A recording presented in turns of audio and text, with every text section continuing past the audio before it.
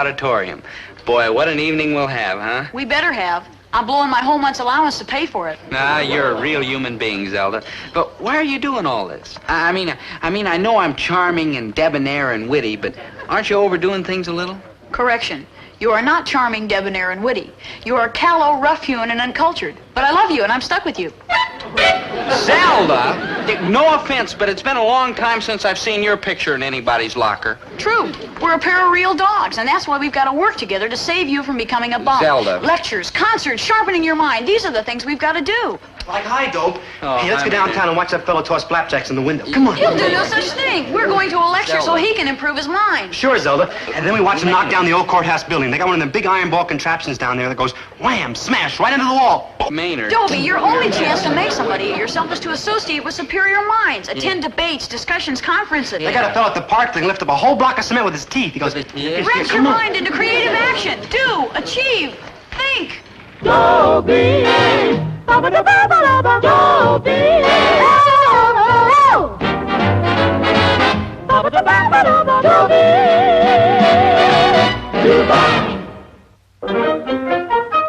So what's wrong with being a good, loyal friend? I mean, girls and shows and parties are a dime a dozen.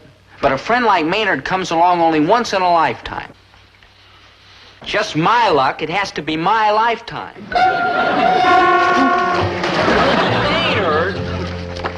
Maynard, please. I'm trying to finish my history homework. your homework? Sure, I've got to get this to... Oh, I'm sorry, Maynard. Our homework. Stick with me, Dope. I'll get you through that course yet. Sure, Maynard. Hey, who's that funny-looking character?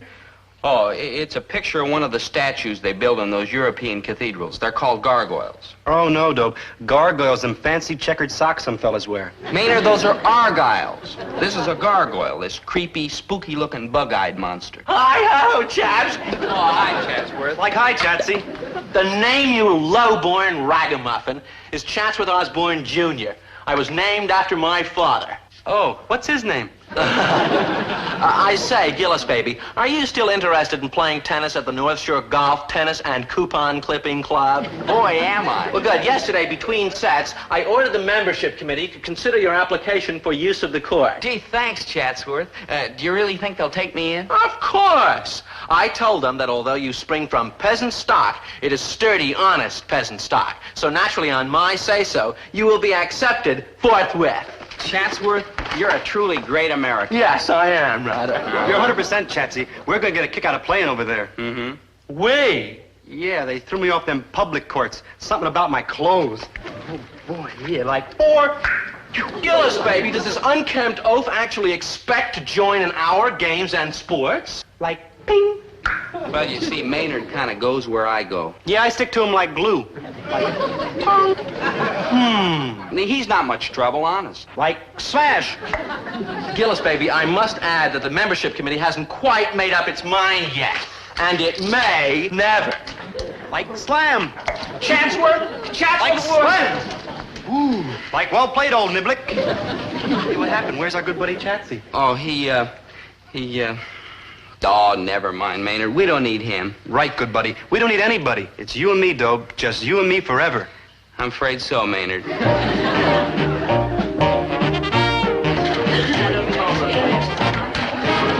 day, class. Is there anyone in this class who's failed to do his homework? Besides Maynard Krebs, I mean. Mr. Pomfrey, that's like unfair. You're all the time saying I didn't do my homework without asking me first.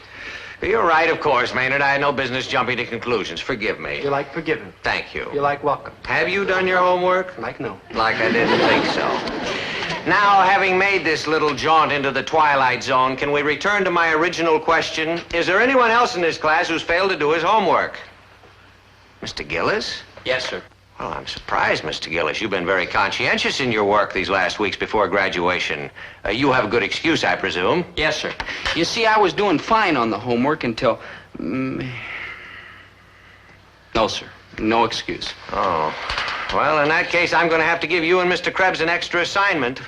A 300-word essay on the European cathedrals and their gargoyles. Hey, that's not fair, Mr. Pomfrey, sir. Who can write 300 words about a pair of checkered socks? Maynard, that's argyle. Mr. Pomfret, I'll make sure Maynard really puts his mind to it. Good luck. Now, class, we are moving from a study of European history to our own history, and a stirring saga it is. Now, please turn to the opening section of your textbooks, The Winning of the West.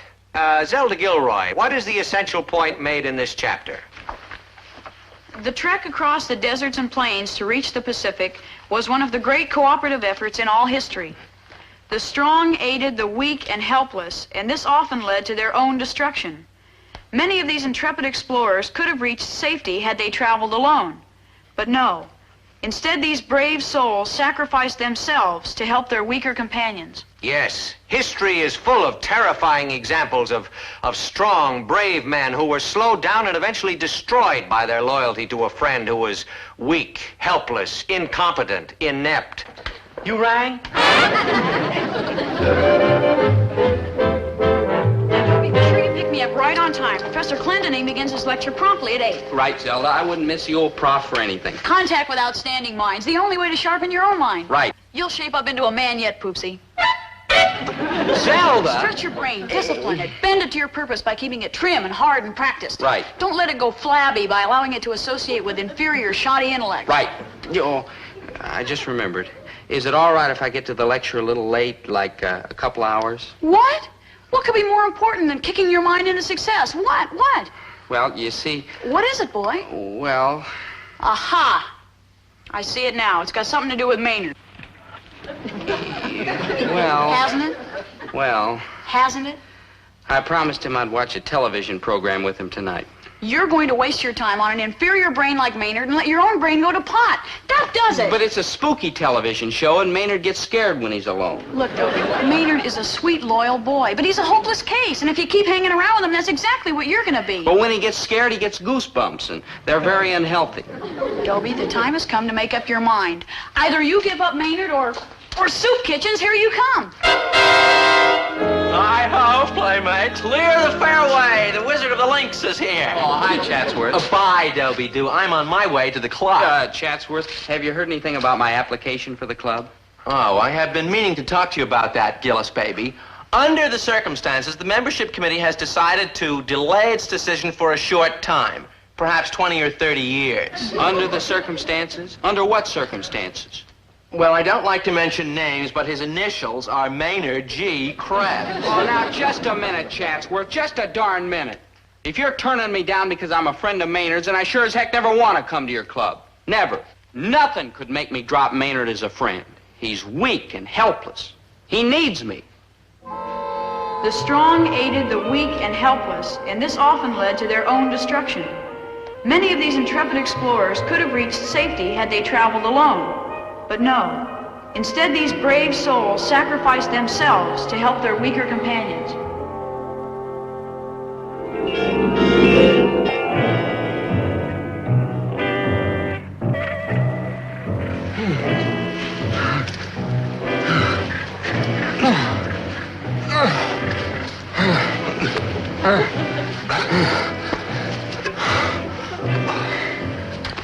Mush on, good buddy. You can make it alone across this like arid desert and great plains without helpless, hopeless, incompetent, inept me. I'll never leave you, Maynard.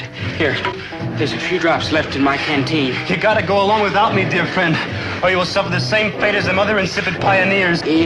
Maynard, that's intrepid. Yeah, intrepid. Here, you've got to drink it. No, dear friend, you've got to drink it. Go ahead. No. Yep. No. Yep. No. Yep. No. No.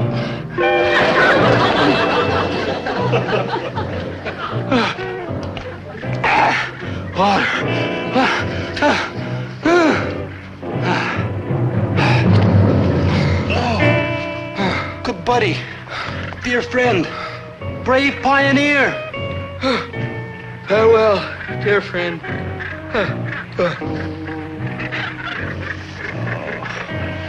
He would have made it without me. Oh, what a no-good brat am I. What a no-good rat am I. Oh, what a no-good rat am I.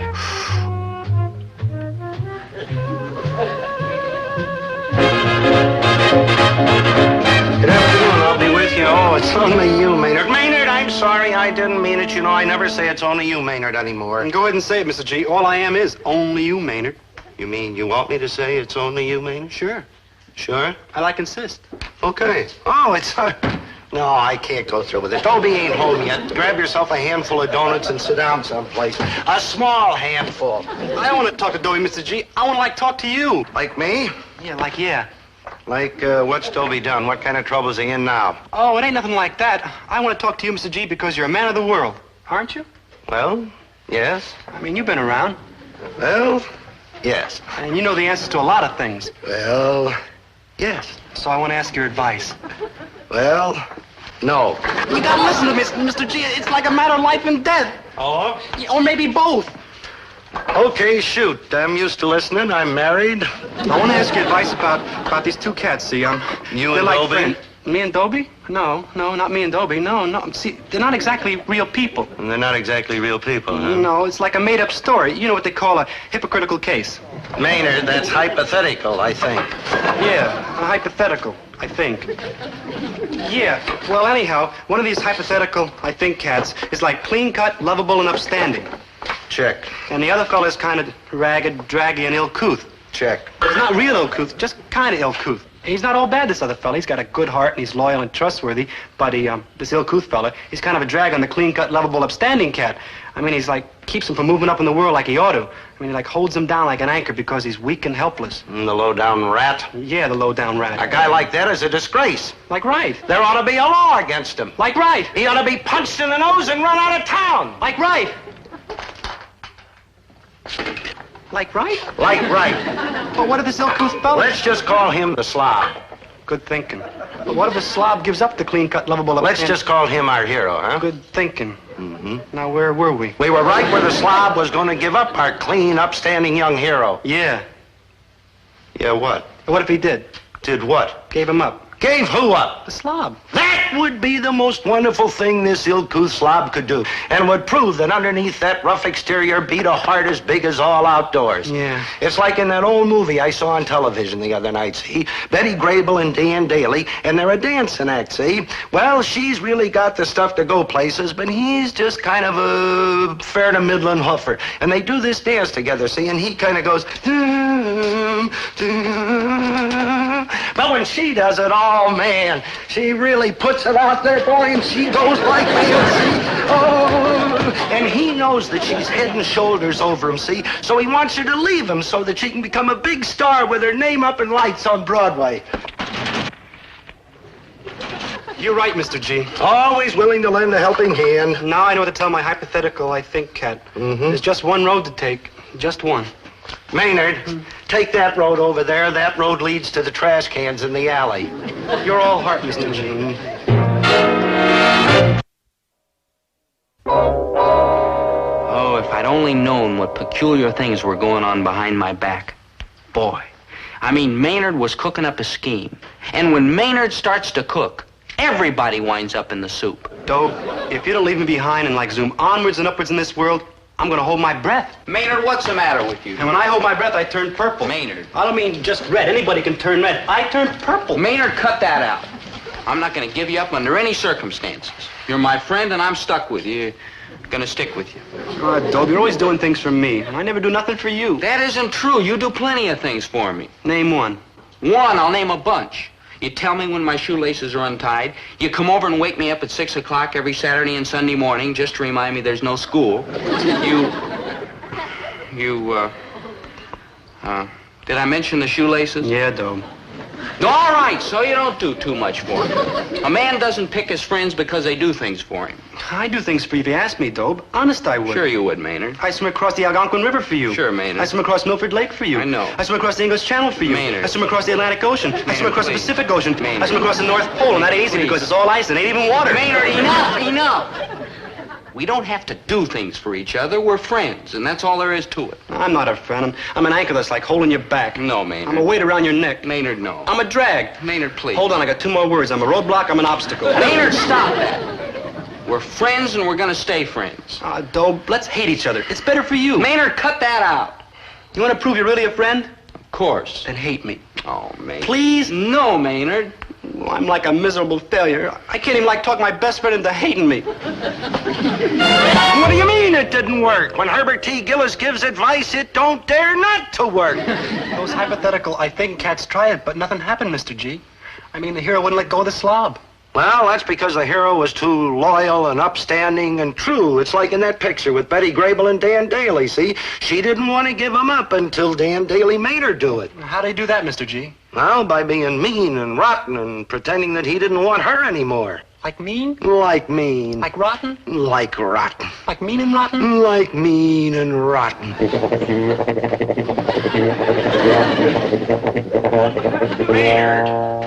Maynard, you were supposed to meet me before class so we could do your history homework. Like flake off, Square. Now, flake off, Square? You heard me, Cube. You like to oblong from me. Maynard, what kind of a crazy stunt is this? Now, come on, let's get that work done. Oh, your mother listens to Lawrence Welk This- records. Maynard. Man, I'm like fed up with hanging around with a cat that ain't got like a single sweatshirt to his name. Maynard, stop this. Now, look. Oh, cut out, Junior. I got like no time to waste on a cat like you that ain't with it. Maynard. Look, like zoom off, boy, huh? Maynard, will you quit behaving like this? Good day, class. Now, we got a lot of ground to cover today. We've got a lot of ground to... We had a lot of ground to cover today.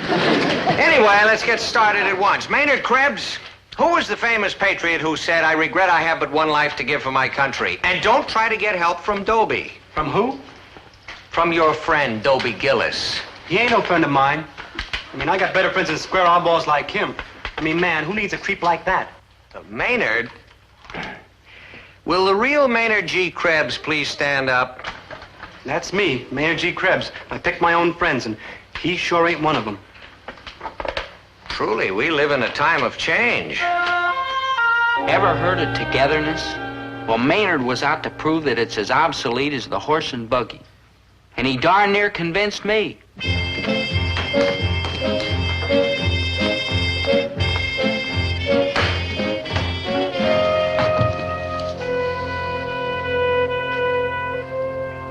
So the gold rush of 1849 can therefore be considered the beginning of the opening of the West. You see, when... Oh, hi, Maynard. Zelda's working with me on my history homework. Here, sit down. We could both use help. Oh, get lost. I got no time for books and studies and all that. Maynard? Maynard. I'm a protest cat, and it's cats like you I'm protesting against. Yeesh, what a rectangle. Well, I tried. Nobody can point a finger at me and say I didn't try. But Maynard made it perfectly clear. He just didn't want to be friends anymore. Naturally, I felt miserable about it. And everybody else felt terrible, too. You're through with Maynard? Oh, that's the best thing that could have ever happened to you, boy. Attaboy, Pussy, you're a cinch to be a smashing success. Good news, Gillis, baby. The membership committee has reconsidered, and you're now one of us. Mr. Gillis, your work has shown a remarkable improvement, as though something had been added or, taken away. Yep, all the togetherness was gone. Dobie Gillis and Maynard G. Krebs had come to the parting of the ways. I didn't like it, but I had to accept it. I forced myself to accept it. So I said to him, why not? Hi-ho, kiddies. Oh, hi, Chancellor. Announcement. Mumsy has invited you all to Osborne Manor for a barbecue lunch. Oh, hamburgers? How gauche. Barbecued caviar, of course. Cook will touch nothing else. File in. Watch your feet getting into the back. I wish somebody had dressed for the occasion. Look at you. Come on. All safe. Drive back, I say. Everybody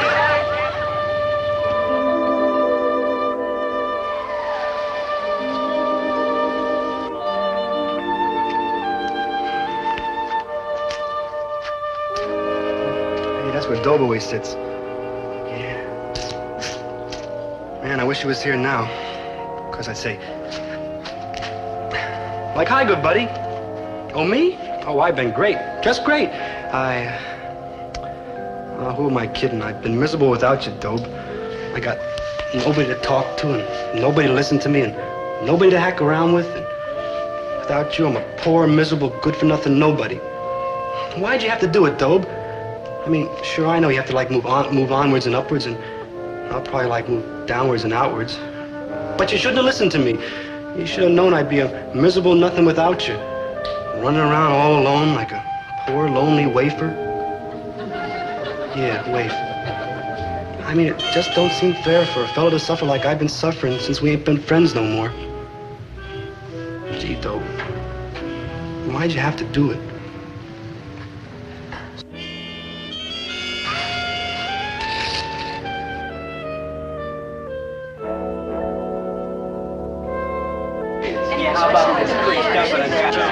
Hi, everybody. What's new? Hi, Zelda. Chatsworth? Anybody? Oh, now, just a minute. Just a darn minute. What's going on here? Why won't anybody talk to me? I saw a poor, lonely, unhappy Maynard in the park. He's suffering terribly. Yes, if you must know, Gillis, there is such a thing as fair play. He's forgotten what it means. You're a brute. You're a cad. You're a peasant. What is this? What are you all talking about? In all these years, I thought you were so sweet and kind and gentle, but you dump a friend like Maynard just so you can get ahead in the world. Dump him? Right this minute, he's crying his eyes out because you won't have anything to do with him. You brute. Cad. You peasant. But you all told me I was better off without him. How could anybody be better off by dumping such a faithful friend?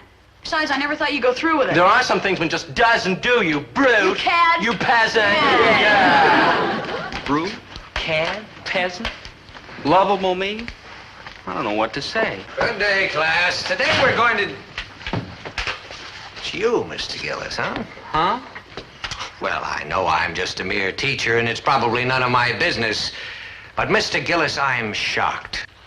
What? Though I realize that in a dog-eat-dog society, it's important to get ahead. But over the broken bodies of our friends... Mr. Pomfret. Of course, I should probably keep my nose out of it. But Maynard Krebs, despite appearances to the contrary, is still a human being. Now, just a minute. A vulnerable human being. But... Oh, for shame, Mr. Gillis, for shame. What's happened to the old values? Does friendship no longer count for anything? That doesn't. Mr. Gillis, where are you going? To prove I'm not a brute and a cad. Or a peasant. Sure, I'll miss you, Dobo, buddy, but I'll get along somehow. I mean, it's like better this way. You move like on and up, and I'll move like down and out. Maynard, I'm not going anywhere without you. You got it. I'm like a stumbling block, an anchor, a weight around your neck. Maynard. It's no use arguing. Though? It's like flake off square. Maynard, I know what you've been trying to do. Yeah, I got no time for oblongs. Get lost. Maynard, for you, I'd swim across the Algonquin River. Beat it. For you, I'd swim across Milford Lake. Back off. I'd swim across the English Channel. Get lost. You would? I'd swim across the Atlantic Ocean. Yeah? The Pacific Ocean. Yeah? The North Pole. Ice or no ice. Dobe, you do all those things for me? I sure would, Maynard. Like, wow! Like, wow!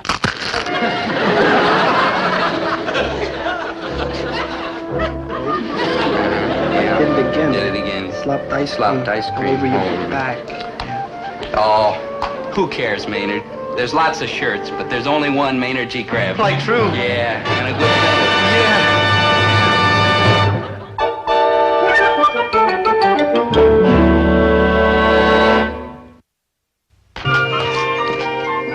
Hi, Dad. Beautiful day, huh? Dad, what's the matter? And again. Dad, what is it? Are you mad at me for something? Tell me. Yeah, and I'll tell you what I'm mad about. I heard the way you've been kicking that poor slob Maynard around. It's all over town. Oh, Dad. I raised my boy to be clean and upstanding and true. And here you are, Dad. kicking him all over just because he's such a crumb of character. Dad, I'm listen. ashamed that you should do such a thing, no matter how big a creep he is. Dad, Maynard and I are back together. We're friends again. Nobody deserves to be booted. You and Maynard are friends again? Right, just like before. Oh, I'm glad to hear that, boy. You'll never regret that. You know there's such a thing as being you mean Maynard's gonna be hanging around here night and day again? Everything will be Fruits just and like apples, before. sneaking donuts, scaring the customers. Dad. Is that any way to treat your dear old loyal dad, dragging in that tacky, run-down, spooky lunkhead? You rang? Like I'm Deacon, I have a donut. Now, wait, Maynard, come on, for Christ's sake. You're eating me out of hospital every time.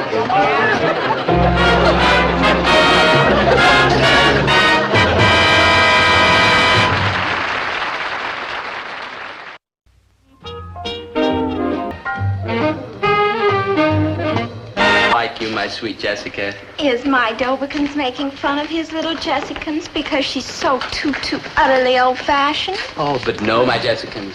Your Dobikins thinks his Jessicans is too utterly divine. And he can't wait until that too utterly divine moment next month when we shall be walking up the aisle, side by side, to get our diplomas. Ah, my Jessicans, what glorious harmony we shall make together. Stop the music! Zelda, you were spying on me. What spying? I'm just protecting my investment in you, Buster. Matter, Harry. Quiet, Dobiekins. And as for you, my empty-headed, bleach blonde friend, let me present the facts. First of all, you will not be walking up the aisle side by side with Dobie because at graduation we line up alphabetically. And he's G for Gillis and you're Z for Zeppelhorse. Z for Zelda, will you do me the honor to get lost? Of course not, Poopsie. You love me and you want me to be here. Now cut that out. Face up to it. Either you stick with me or in the baseball game of life, you're never going to get out of the bullpen. Who says I have to stick with you? Who says so? You don't know everything. I do, and be quiet. I'm measuring you for a sweater. Here, hold Zelda, this. will you please get off my back? Tired all the time. Zelda, What are you doing? She practically owns you. does not. I do too, and I don't believe in Lindley.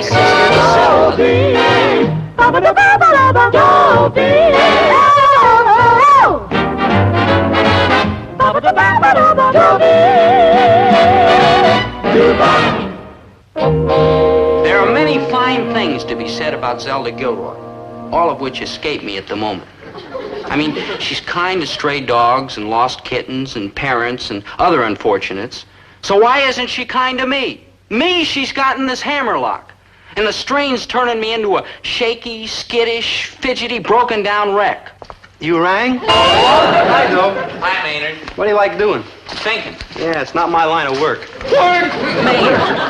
Maynard, look, I've got to figure a way to get Zelda off my back. Does it have to be like legal? Of course it has to be legal. You don't think...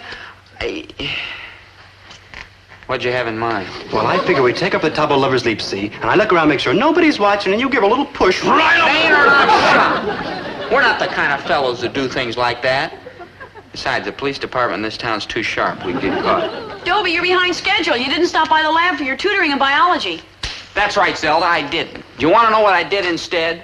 I met a girl on the bus named Monica Klaus, and I rode 2 miles past my stop so I could make a date with her. And she's meeting me here in 5 minutes, and that's what I did instead. Pish posh. Now look, we'll make up the biology at my house from 4 to 5, Latin declensions 5 to 6, sweater Zelda. fitting right now. Look, Zelda, I don't want a sweater. I don't need a sweater. I'm not the sweater type. Now, you listen to me, Zelda. This nagging's got to stop. You've got to quit bugging me with your schedules and your sweater Shut up and and take your vitamin hootering. Zelda, don't you understand? I want to be free. Free, free, free. Do you hear? Look, it tastes terrible. Attaboy, Poopsie. Now, you stop by the gym at 3:30, and I'll start you on those exercises to build up your latissimus dorsal muscles. Zelda! Now, Zelda, come back here. Zelda! So, after we slip the Mickey into her sandwich, we steal a car, see we get to the border, and then we... Don't tempt me.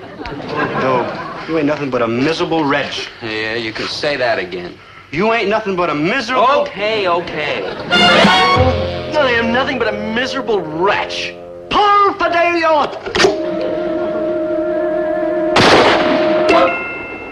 Geronimo. Chatsworth, you are not only a miserable wretch, you are nasty. This report card is a disgrace. Latin D, algebra D-, chemistry F+, not a single A. Oh, Mumsy, it's scarcely my fault that the curriculum doesn't include polo.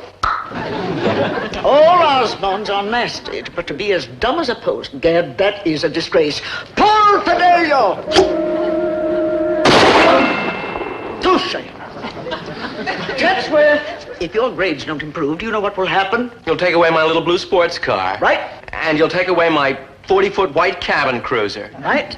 And you'll take away my blue blazer with the solid gold buttons and the Osborne crest in all pockets. Right, but something even nastier will happen. You mean? Yes, if your grades don't improve, Chatsworth Osborne Jr. will not be admitted to Yale. Not be admitted to Yale. Oh, no, not that. Nasty Osborne after Nasty Osborne has attended Yale. Not go to Yale. The only other Osborne who never attended Yale was your Uncle Fidel. He died of stupidity at the age of 93. Go to Yale. No football weekends. March, No Vassar down girls. the field, fighting No suits for with narrow Yale. lapels. Break through the No crimson revels and line. frolics on the old quad. We'll give a long cheer for Eli's men. We're here to win again. Harvard's team can fight to the end, but Yale will win. Booga, booga, bow, wow, wow. Eli, yeah!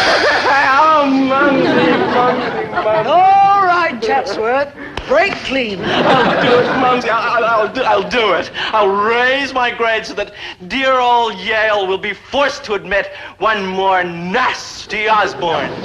Then I shall be proud of my nasty boy. But how will I raise my grades? How? And who will help me? Who? Me. I'm the one who's going to nag you into being rich and successful and happy, even if it makes you miserable. Now shape up, boy. We got studying to do. Do we have to? You have to. Hey, didn't you hear my mother calling me? Maynard, you're gonna stick with me. Okay, now we'll begin with a history lesson. Dobie, who were the 6 wives of Henry VIII? Henry Yeah, VIII. Dobe. Tell her the 8 wives of Henry VI. Maynard. The 4 wives of Henry III. Maynard. The 9 wives. Maynard, quiet. Yeah. Now, the 6 wives of Henry VIII. Hey, ain't he the cat that looks like Captain Bligh? Maynard, clam Yeah, and Captain Bligh, he looks like Charles Lawton. Maynard. Hey, Zelda, you're 100% brain. You know everything. So how come all them history characters look like Charles Lawton? Maynard, I don't have to Abraham stick with Lincoln, a riddles. spitting image of Raymond Massey. Maynard. And Bela Lugosi, a dead ringer for Dracula. Don't be afraid. Maynard, come on now. And Charlton Heston. He looks like practically Maynard. everybody, Maynard, yeah. how are you? And Fulton Sigafoos. Maynard. Fulton Sigafoos. Yeah, he looks like my Aunt Harriet. And then there's... Maynard, enough. Dobie, we must press on despite this dragging anchor. Yes. You're like welcome. Now, Dobie, who were the 6 wives of Henry VIII? Think. Hey, I remember. They were all named Catherine something, except a bunch of them who were named Anne something. Strictly Flunksville. Why? Now listen. Henry VIII's first wife was Catherine of Aragon. Yeah? His second wife was Anne Boleyn. See, I was right. His third wife was Jane Seymour. Bravo, Zelda. It takes courage and a sledgehammer to pound information into that rock-hard Gillis skull. Don't be so smart, Chatsworth. Your grades aren't exactly burning the school down either. True, but only for the moment. You see, I am not without my hidden resources. Oh? Zelda, my delightful elf, has anyone ever told you that you possess that indefinable quality of the truly great women of our time? Who, me? Who, her? You gotta be kidding. Kidding. I'll show you who's kidding. Zelda, my erudite beauty. Will you go dancing with me Saturday night? Who, me? Who, her? We'll trip the light fantastic to the music of Lawrence Welk. Lawrence Welk? Aha, that's where you trapped yourself, Chatsworth. Lawrence Welk isn't even in town. I know. I intend to import him for the occasion. You would do that for me? That and 1,000 things more, my lovely Zelda. Moonlit trips in my expensive 40-foot cabin cruiser. Fabulous spins in my expensive little blue sports car. Oh, and it's all very flattering, Chatsworth, but I couldn't possibly do it. I could. Zelda, you're turning me down? No offense, but Dobie would never stand for it. Leave us not be too hasty, Zelda. Maybe I could force myself to stand for it. Yes, look, Zelda, my lamb, there's really no comparison. I am the sole heir to a vast fortune, also witty and desirable. And I'm but the son of a poor grocer, dumb in school and puny. You know, I'm beginning to think you actually want me to go out with Chatsworth. It isn't what I want that matters, Zelda. I'm thinking of you, of your future. The key word here, my sweet, is sacrifice. It's a far, far better thing I do than I have ever done. Gee, Dobe, you're like a real human being. Yeah. There are forces at work here that are beyond my understanding. But a girl with my face and dimensions is in no position to be fussy. Take me, Chatsworth, I'm yours. Goody gumdrop. Atta girl, Zelda. Europa! Yeah, Maynard, that's Eureka. There will always be a warm glow here in my heart when I think of you. Thank you, dear sweet Dobie. Are you sure you want me to go through with this? Oh, you must, my sweet, for your sake. Gee, this is the saddest thing I've ever seen since they took away the kid's dog on Lassie. My expensive little blue sports car awaits my learned princess.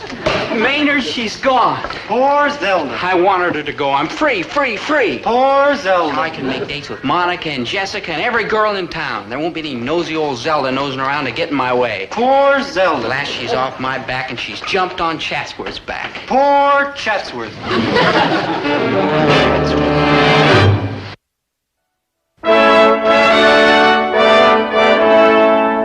More caviar, more roast guinea, and more whatever we have that's expensive. Glory, ask you, what a spread, Chatsworth. You always eat like this? Doesn't everyone? You know, going with you gets to be a classier idea with every bite. I agree, my learned enchantress.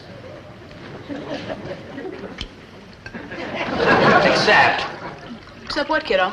Except for one little cloud on my horizon. One tiny little cloud, no bigger than a small bank book. On with it, boy. What kind of cloud? A cloud called Yale. You see, Zelda, my studious temptress, I shall never be admitted. I shall lose my heart's desire merely because my grades tend toward the atrocious. And you want me to help you with your schoolwork. Wow. And that's why we suddenly seem to be so chummy. Gad, what sort of a cat and bounder do you take me for, girl? Now, calm down, Chatsworth. Don't get your blue blood all in an uproar. I guess I ought to contribute something to this romance, or whatever it is. You'll help?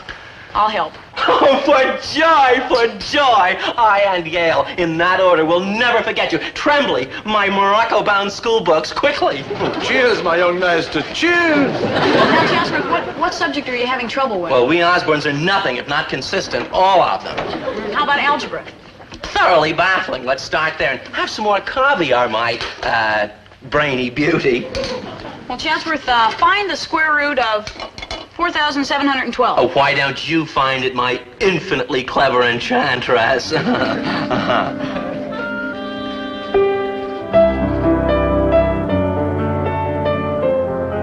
No, Chatsworth. Now, first you have to figure the compound interest. Oh, dear. It's so much more fun to deal with real money. Now, pay attention. Chatsworth, I hesitate to use this word in your presence, but are you studying? Hey, way, Mumsy, isn't it smashing?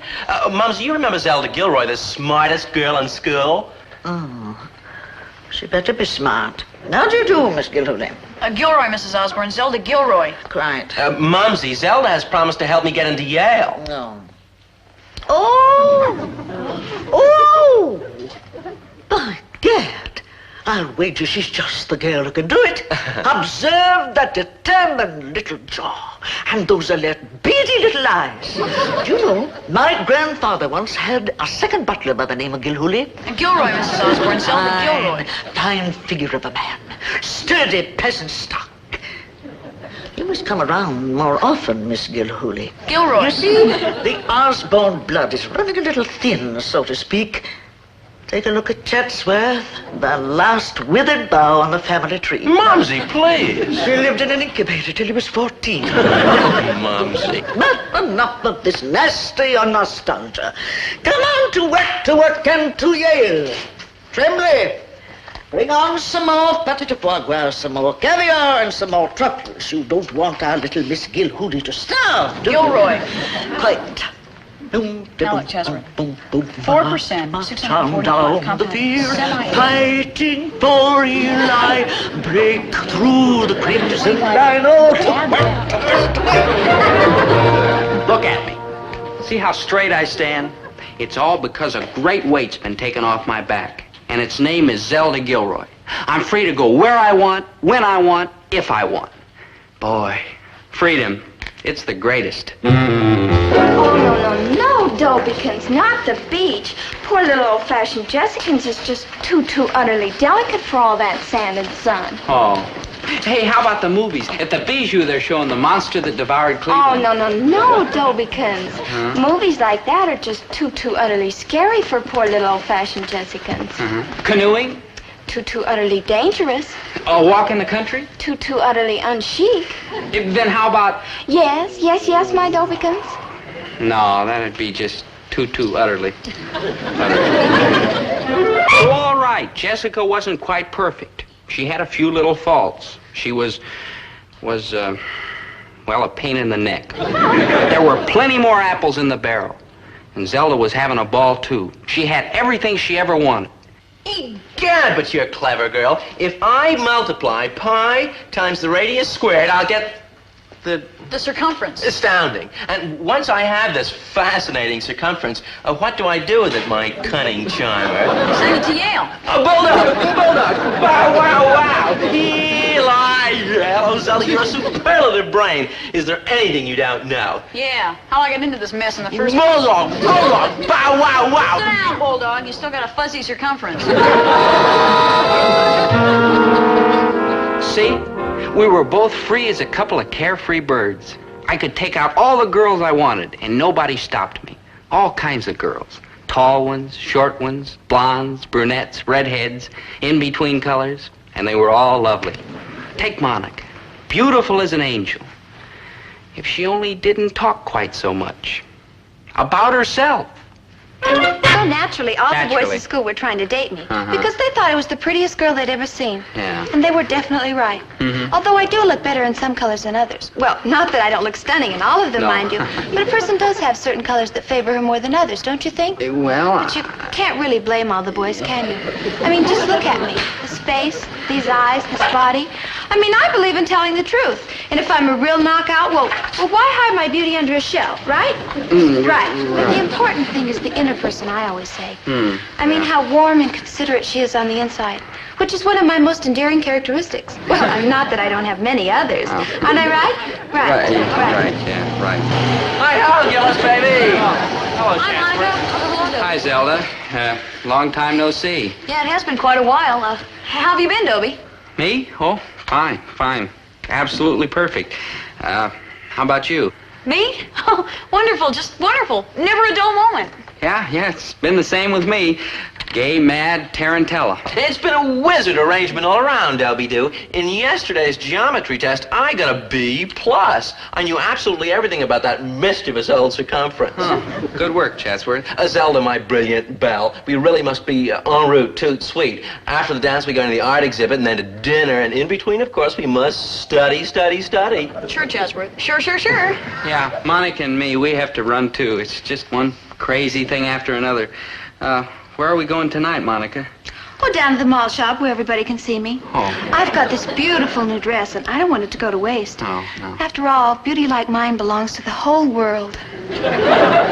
Chatsworth, isn't this all just too gay? Trembly, full speed ahead. Ta-ta, Gillis, baby. Monica. Yep, that's how it went. I had more fun and freedom than I ever had before in my whole life. It was Joysville, a ball, a million laughs. Yeah. Laughs. Hey, Dobe, you kind of look like Tacky. You sure you're feeling all right? Sure, I'm feeling all right. Why shouldn't I feel all right? I'm living on cloud 9. Nobody on my back, nobody to nag me, nobody to bug me. Yeah, ain't it the greatest? The greatest. The wildest. The wildest. The craziest. The craziest. The craziest, the wildest, the greatest. So how come I'm the miserablest? Poor Dobe, I'm getting like all misty again. I feel empty inside. Empty? Hey, maybe these cookies will... Not that kind of empty, Maynard. Like, hi, Zelda. Hi, Maynard. Zelda? Zelda? Hello, Dobie. Hi, Zelda. Gee, you haven't been around the store for a long time. You're looking great. So are you, Dobie. Man, that's wild. A few minutes ago, you looked like the picture on the iodine bottle. Everything looks the same around here. Oh, sure. Just the same. Same old salami, same old special on soap flakes, same old everything. Is everything the same with you, Zelda? The same? The same as the last time I saw you. Oh, I guess so. Uh-huh. But they could change any minute if somebody really wanted them to. Oh, yeah. Uh-huh. Was there something you wanted to say to me, Zelda? It's funny you should ask. I was wondering if there was something you might want to say to me. Oh, no, not if you're sure there isn't something you want to say to me. Not getting anywhere, are we? No. Well, I guess I'm on my way. oh, yeah. Mrs. Osborne's giving a picnic. Oh, well, have fun, Zelda. Thanks. Yeah.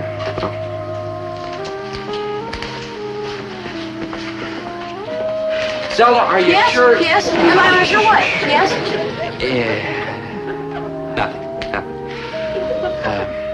So long, Zelda. So long, Dobie. So long. You know, Yeah. picnic and all. I hope it doesn't rain. Oh, yeah. Well, no, it's pretty clear outside. I don't think so. Well, I don't think so. bye, Zelda. bye, Dobe. Bye. Long. Man, lots of yox seeing old Zelda again, huh? I mean, now that she's not in your back and bugging you anymore. Yeah, Maynard, sure. Hey, Dobe, how come every time you see Zelda, you're like laughing on the outside and like crying on the inside? Maynard, I don't have the foggiest notion what you're talking about. Gee, I was hoping one of us did. Maynard, you're... Oh, who am I kidding? I know exactly what you're talking about. And the reason I'm like laughing on the outside and like crying on the inside is because I'd give anything to have Zelda back on my back again. You would? I would. So how come you're telling me? Because... Yeah, I ought to be telling her. Good thinking, yeah. Here, you watch the store. Here, you watch the store.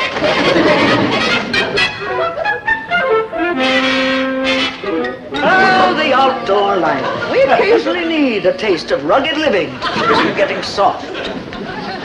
Tremblay. Yes, madam. That mountain casts too great a shadow. Call the bulldozers. Have that removed. Miss Gilhooly. Gilroy. Quiet. Miss Gilhooly, I want to thank you for the miracle you've wrought in Chatsworth. Up to a few weeks ago, he was a wealthy jughead. And now I am a superb scholar. That you are, Chatsworth. Nasty, but scholarly. Oh, it wasn't so much. No, tut, no modesty here. If Chatsworth continues to keep his grades up, he is sure to enter Yale. Oh, Yale. What is it, Tremblay? Forgive me, madam, but there seems to be a mosquito on madam's helmet. A mosquito? Insolence destroy it? Yes, madam. Thank you, Tremblay. More or less. My pleasure. Zelda? Oh, good heavens, I gotta what's talk to that? Tremblay, get my rifle, whatever it is, I'll shoot it. So I'm like a human person.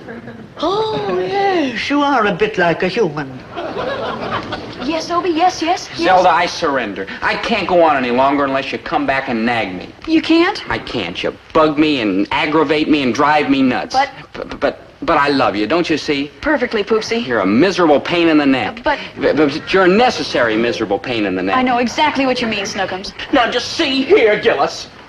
Yes, Chatsworth, fight for the girl. Excuse me, ma'am, but he'd better not. With Zelda at stake, I'd take on the whole U.S. Marines. Oh, Dobie. But Zelda and I have an understanding. Our understanding is off, Chatsworth. You need me now to help you get into Yale, but Dobie will always need me. Always. I'm helpless. Unsure. Vulnerable. Dependent. Unsettled. Floundering. Bad-headed. I'm just holding up my end of the conversation. Now, just a minute. See here, girl. Do you mean to tell me you would actually choose Dobie Gillis, the son of a grocer, in preference to Chatsworth Osborne Jr., buy money out of gilt-edged securities? Yep, that's what I mean to say, Mrs. Osborne. I gotta be where I'm needed most. Come on, Dobie, I'm back on your back again. Stand up straight. Don't shamble, don't slump. Look up at the stars, not down in the mud. Oh, we got a lot of work to do. Zelda. Honey boy. A lot of work. Shape up. Chin up. Chest. Zelda. Welcome home.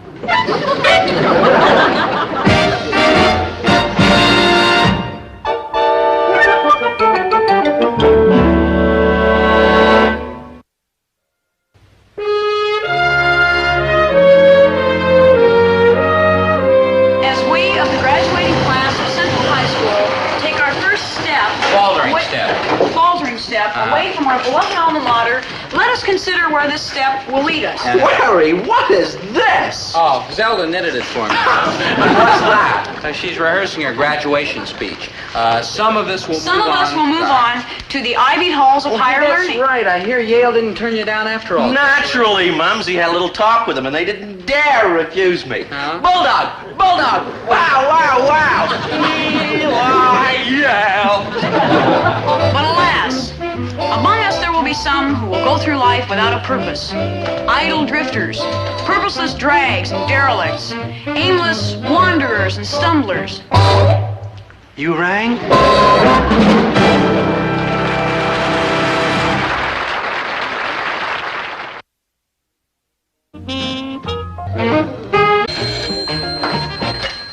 Gilroy here.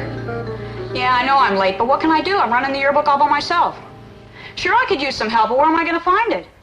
I don't care if it's inadequate, second-rate, weak-kneed, clock-watching, and jerky. You rang? Hi, Zelda. I think I just found some help. Dobie, ba-ba-da-ba-ba-da-ba. Dobie, oh, ba-ba-da-ba-ba-da-ba. Dobie. That's how it happened. I just walked into the yearbook office to borrow some money from Zelda so Maynard and I could get something to eat. Maynard hadn't eaten for over an hour, and he gets desperate. And the next thing I knew, I was a gentleman of the press. Men, this year we seniors at Central High are going to have the best darn yearbook in the whole history of the school. Dobe, I'm hungry. A yearbook we will treasure and cherish in the years to come. You ain't like got a banana on you, have you, good buddy? No, man. When we're sitting in front of the fireplace in our split-level home in the suburbs, with the children fast asleep in their Dr. Dentons upstairs, we will take out the yearbook, Poopsie, and remember those first fine, careless days when we were young. Zelda!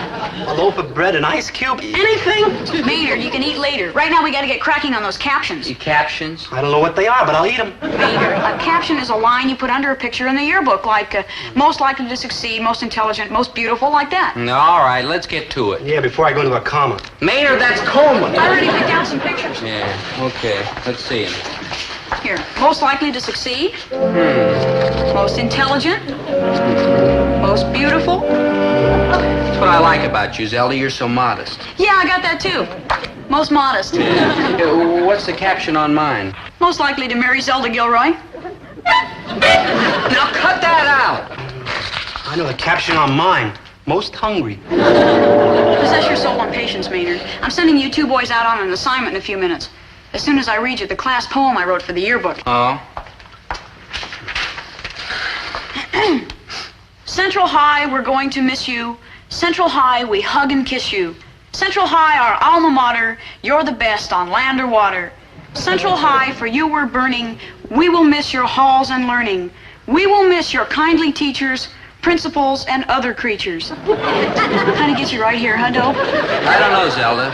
Maynard's stomach's growling awful loud. Please, small girl, let me go so I get something to eat. You're out of money, remember? I'll trap something. Please, Zelda. All right, man, I'm sending you out on a great human interest story. Every year, the yearbook has a feature called Where Are They Now? We look up somebody who graduated from Central High a long time ago, find out what he's doing, and write a story about him. Well, who do you want us to look up? I really got a Lulu this time. I had to dig way back. Have you ever heard of Show 'em No Mercy Appleby? Well, who hasn't? He was the greatest football player in the history of Central High. That's right. In the big game against Webster High in 1911, he sent the entire Webster team to the hospital. And the coach, too. Yeah. We never lost a single game when Show 'em No Mercy Appleby was playing for us. Where is he now? That's what you two are going to find out. But where do we start looking? Hey, let's start the lunch counter, huh, Dope? Get out. Look, look, look. You'll find him. You can do it. But what if he moved to another state? Like Cleveland? Well, that's what you've got to find out. And bring me back a story. Yeah. Oh, okay, Zelda. Hey, Dope, remember what we came for? Oh, yeah. Zelda, could you lend us a little money to buy Maynard something to eat? Sure, Poopsie. How much do you want? $20 or $30. Maynard, here's $1. Right. And here's a pencil and paper for you, my ace reporter. Zelda, please! And here's a camera for you, my ace photographer. Now go! Yeah. Okay, Zelda. I'll stand by to tear out the front page. Now I had two big problems. First, how to feed Maynard on only $1. Well, that problem got solved. Oh, Dope, get a lot more peanuts for $1 than a dime. True, Maynard. Almost twice as much. Yeah, Maynard, The second problem was how to find Show 'em No Mercy Appleby. This was a really tough one. What's so tough about it? What's so tough about it? Why, this man could be anywhere. Europe, China, Australia. How are we going to find him? What do you think we do? Just walk up to the first passerby and say, "Excuse me, sir, but do you happen to be Show 'em No Mercy Appleby?" Yes, I am. He could be anywhere in the world.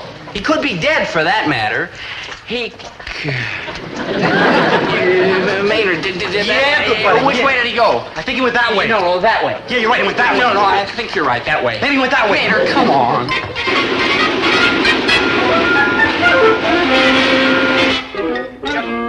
Mr. Appleby will be here any moment. Naturally, we want to make a good impression on the new owner of Kane Iron and Steel. I didn't tell you that... And who might you be? I might be Rex the Wonder Horse, but I'm not. I'm Show 'em No Mercy Appleby. I own this place and everything in it. Oh, well, Mr. Appleby, it's a great pleasure, I'm sure. My name is... Yes, I know who you are, I know who they are, I know what they are, and they're fired. Come on, get out, you time servers. Oh, but sir... Don't give me any lip. Get out of here. Come on. Move! Now then, you. Do you want to stay on here as resident counselor, or do you want to go back to chasing ambulances? Oh, I'll say so. Fine. Then your salary will be cut 75%, effective immediately. Oh, but Squire. I suppose you wonder why I'm dressed like this. I'll tell you. Every time I buy a new business, I go out and look at the trash pile. That's what I did when I bought Montgomery Motors. That's what I did when I bought Interplanetary Electronics. And that's what I'm going to do here. There's more profit goes out the back door than comes in the front. That's the curse of business. Waste. Now, where's your trash pile? Well, it's out and back, I believe. All right, I'll take a look at it. You better fire those 2 secretaries outside. Oh, yes, sir. And you better take up shorthand. Waste. Waste. Waste. You were right, though. He went that way. No, Maynard, I think you were right. Maynard, it's him. Yeah. Excuse me, sir. Did you say you were Show 'em No Mercy Appleby? That's right, son. I'll beat it. The Show 'em No Mercy Appleby who was star fullback of the 1910 Central High School football team? The Show 'em No Mercy Appleby, who has put more men in the hospital than the flu epidemic. I'm about to add 2 more to my list. Now beat it. Sir, what are you doing? I'm looking in a junk pile. What do you think? But why? It's the way I make my living. Now get out of here while you still can.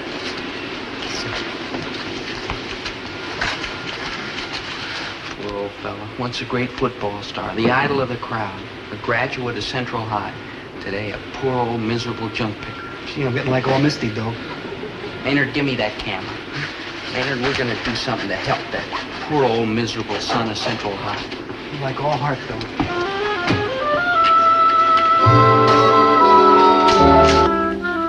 Dobie, that's terrible. It was even worse in person. It was like pathetic. It almost broke my heart watching that poor miserable old man work. Work! Maynard, that's a crying shame. Zelda, here's a fine old man like Show 'em No Mercy Appleby who risked life and limb for Central High. And look at him today. Penniless, forgotten, scratching a miserable living out of junk piles. We just can't let this happen. Well, what can we do? Give him his own junk pile. Hey, I'll give him my allowance for the next month. That's $20. And I'll contribute mine. That's a total of $40. And I'll give mine, and that'll be $40.35. That's not nearly enough. Like right. We gotta figure out a way to raise a lot more. Like right. A way that'll really work.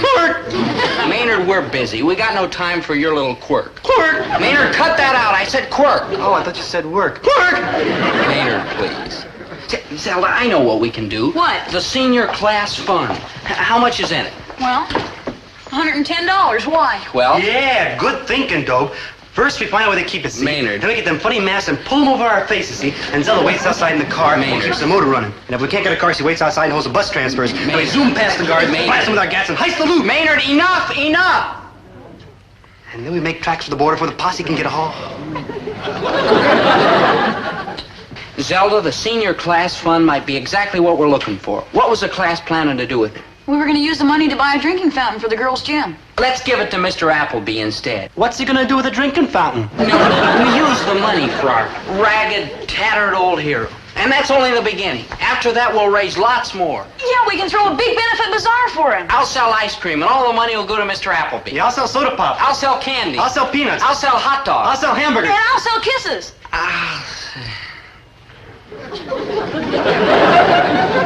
No offense, Zelda, but ain't we supposed to be trying to raise money? Never mind, Maynard. Zelda, this is the finest thing any senior class has ever done. Our parting gift to Central High will be a magnificent gesture to show that pathetic old wretch that Central High School doesn't forget yesterday's heroes. Geez, Zelda, I'm getting like all misty. Me too. Dobe, has anybody ever told you you're all heart? Yeah, me. It's a far, far better thing we do than we have ever done. That was the beginning of our campaign to save Show 'em No Mercy Appleby. All the weapons at our command were thrown into the battle. And what a battle that was. The power of the press will save this poor, miserable wretch. Copy boy, take this down. Here's the lead to the greatest story this yearbook has ever carried. Students of Central High, put your hands in your pockets. What do you find there? A handful of coins? To you, they may be but a few paltry pennies, but to a tired, beaten, unhappy old bag of bones, they can be the door to new life, new hopes, new horizons. Dig into those pockets and show that Central High still remembers and appreciates its great hero of a bygone era. Show him no mercy, Appleby. Beautiful, Zelda. Okay, Maynard, now read to me what I just said. Right. Students. Well, go on. That's all I got. You like talking fast. Maynard, stop the presses. Is everybody helpless around here? I'll do it myself. How people get that phone and act like a newspaper man? Check. Stop the presses. Maynard, just tell him who you are. Maynard G. Krebs, ace reporter here. Appleby. Show him the mercy, Appleby. How do you spell it? It's A-P-P-P-L-B. You better give me the phone. Dobie Gillis, assistant editor. Check. Yeah, he was the greatest hero Central High School ever had, and he's a poor broken wreck of a man now. Check. Check. Dobie, who was that? Somebody named Check. It was... That was the Daily Bugle. They heard about Mr. Appleby, and they wanted to know the details. Hey, Central High will be famous. And Mr. Appleby will get back on his feet. Stop the presses.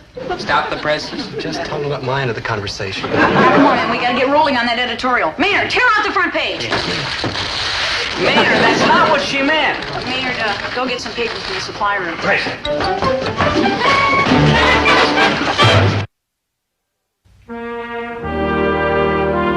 Give us your old clothes so a fine old man won't go... Save our doddering old hero. Everybody gives. Here.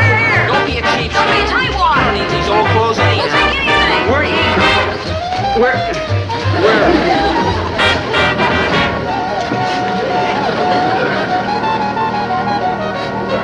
Maynard, I said we were eager, not desperate.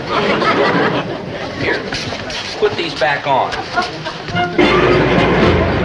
Led by Dobie Gillis, the students of Central High School are digging deep into their pockets to show that pathetic old wretch that Central High School doesn't forget yesterday's hero. Dobie, dear, did anybody ever tell you that you're all heart? Is everybody deaf? Me. Look at here. It's in all the downtown papers, too. Oh, I'm proud of you, son. I'm glad, Dad, because I was going to ask you to contribute to the Show 'em No Mercy Appleby Fund, $10. Not that proud. Give him the money and be thankful that you have it to give. Well, you're right, Winnie. That poor old man out there picking junk. Here, take this, boy. Oh, thanks, Here, Dad. take this, too. He probably hasn't had a square meal in years. And these Dad. two? Thanks, And this, too? Yeah, man. And this, Maynard! I know you spend enough time around here to qualify, but you are not really a member of the family. So if you're going to give something you own. I got carried away. I'm all heart, too. That's all right, Maynard. I'm proud of you. And you, Herbert, and especially you, Dobie. Thanks, Well, you're not any prouder of them than I am. Well, I'm prouder than either of you. You are not. I'm prouder. Well, I'm proud of them up to here. Well, I'm proud of them up to there. Well, I'm proud of them up to here. Well, I'm proud of them up to there. Well, I'm proud of them up to there. We are all proud of you. We sure are. Ditto, Mr. G. Right. But I'm proud of them up to... Maynard, please. Dobie's doing such a wonderful thing, and his payment will come when he sees the gratitude and the appreciation on the poor old face of Mr. Appleby. Murder. Death. I'll kill him. I'll crush their skulls like eggshells. I'll throw them into the poorhouse. Withers, you panty-waist, come in here. Oh, yes, sir, Mr. Appleby. Yes, sir. Withers, have you seen that? Oh, dear. And this? Oh, goodness. Yes, help us save this poor, beaten, downtrodden old man. Give him your old clothes. This poor, pathetic wretch can use anything. Now, what do you have to say to that? They misspelled pathetic wretch. Quiet. You're a lawyer, aren't you? That's libel, isn't it? Oh, definitely, sir. Then we'll sue him within an inch of his life. Oh, but Mr. Appleby, sir, he's only a high school student, the Dobie Gillis. Now, how much can you get out of a high school student? He has a father, hasn't he? And the father owns a grocery store, and a truck, and a GI insurance policy, and $1,100 in the bank. I'm going to get every nickel of it. Come on now, you, and get your briefcase. Yes, sir. Gee, thanks, Mom. Thanks, Dad. Gee, thanks, Mom. Thanks, Dad. Maynard. I'd better go over to the school now. We're having a rally during lunch hour for the Show 'em No Mercy Applebee Fund. Say, that doesn't give you much time. I better drive you over, huh? Never mind, Mr. G. I can drive him. Maynard, you don't even have a car. Good thinking. Good thinking. Mr. G. Yeah. Mr. G. I'm proud of him. Up, Maynard. May I help you? I'm Show 'em No Mercy Appleby. Oh, my goodness. You must try to eat something. What's that for? Oh, now don't be proud with us, Mr. Appleby. You take it. Well, I never turned down anything that was for free. You know what I like with apples? A nice piece of chocolate. Well, thank you. Have any cheese? Why, certainly. Any buttermilk? But of course. Salami? Thank you. We'll put this in the briefcase for later. Now then, you, I take it, are the mother of Dobie Gillis. The proud mother. And where is the proud father? No, he took Dobie to school. He should be along. Willis, how much do you think the joint's worth? 6,000 or 8,000, what I can see. You have much of an inventory out back? Oh, not terribly much. Where do you live? Upstairs. What kind of furniture do you have? Oh, old things mostly. Antiques? Oh, no. Just things we bought when we were married. Uh-huh. We'll put down about $500 for personal effects. Why are you asking all these questions? Do you know who I am, madam? Why, certainly. It's all right here in my son's article. No, it isn't all there, madam. I own the Kane Iron and Steel Company, the Interplanetary Electronics Company, the Amalgamated Copper Company, and I am president of the Drovers and Planters National Bank. You are? Tell her. He is. Well, you must have gotten a mighty good chuckle out of my boy's little article. Madam, I haven't had a good chuckle since 1933 when I foreclosed on an entire county. Give it over. Liable?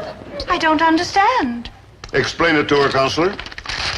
Libel is holding a person up to public ridicule, contempt, and derision, causing mental anguish and loss of respect and esteem in the community, casting doubt on a man's business reliability and personal character, and, in general, impairing public confidence and respect.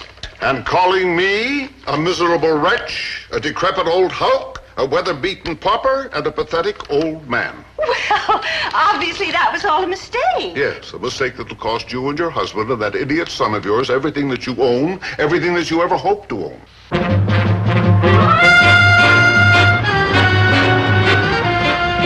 So, when we get down to the high school, you mind if I stick around and watch this rally you're putting on for old man Appleby? Sure, Dad, if you want to. Oh, I do, son. I think it's a great idea, and I'm very proud of you, boy. Not as proud as me. I'm proud of him up to... Boy, how much money do you think you're going to raise for the old man? Well, we started off with $110 in the senior class fund, and then with what we took in from the bazaar and the old clothes, and the raffle. It's probably $300 or $500. Man, what a haul! If we grab those kids before they get to Appleby... I told you to cut that out. Yeah, and we don't head for Mexico, see? Every Tom, Dick, and Harold vamooses down Cucaracha way. We head north, see? Yeah. What kind of cockeyed talk is that? We adios up to Canada. Who'd ever think of looking for us there? Maynard. I mean, Canada's a whole entirely different city. Oh, Maynard, pipe down. Ooh, man, what a shrewd-thinking fellow you are, Maynard G. Krebs. While all those cop cats are running around looking at tortillas and enchiladas, we've vamoosed to other places. You'll never get away with it. Oh, sure I will, Mr. G. I will definitely... What about the Royal Canadian Mounted Police? Nobody will ever catch... Oh, yeah, they always get their man, huh? Oh, right. They have a man, kinda.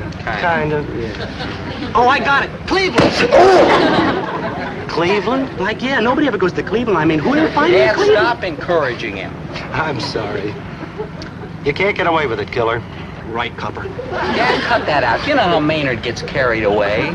Dobie's right, Maynard. You can't go to Canada and you can't go to Cleveland. How about trying Cincinnati? Dad! Maddie? Maynard! I'm ashamed of the two of you carrying on like this when we should be thinking of that poor, sweet, lovable old man. Shame, double shame. Why, you are a decrepit wretch and a miserable hulk. Madam, he is not a miserable hulk. The kind of hulk he is decrepit. Willard! Just quoting the evidence, sir. Also detestable, despicable, and hateful. You hear that, Withers? Now we can sue the whole family. Make it a package lawsuit. Right. Why, this is positively shameful. At this very moment, my boy Dobie, bless his dear sweetheart, is over at the high school making a speech in order to raise money for you. You miserable scoundrel. Did you hear that, Withers? Making a speech. That's more evidence. Can you take down shorthand? Oh, yes, sir. 100 words a minute. You better get it up to 150 in the next 10 minutes. Come on, let's go.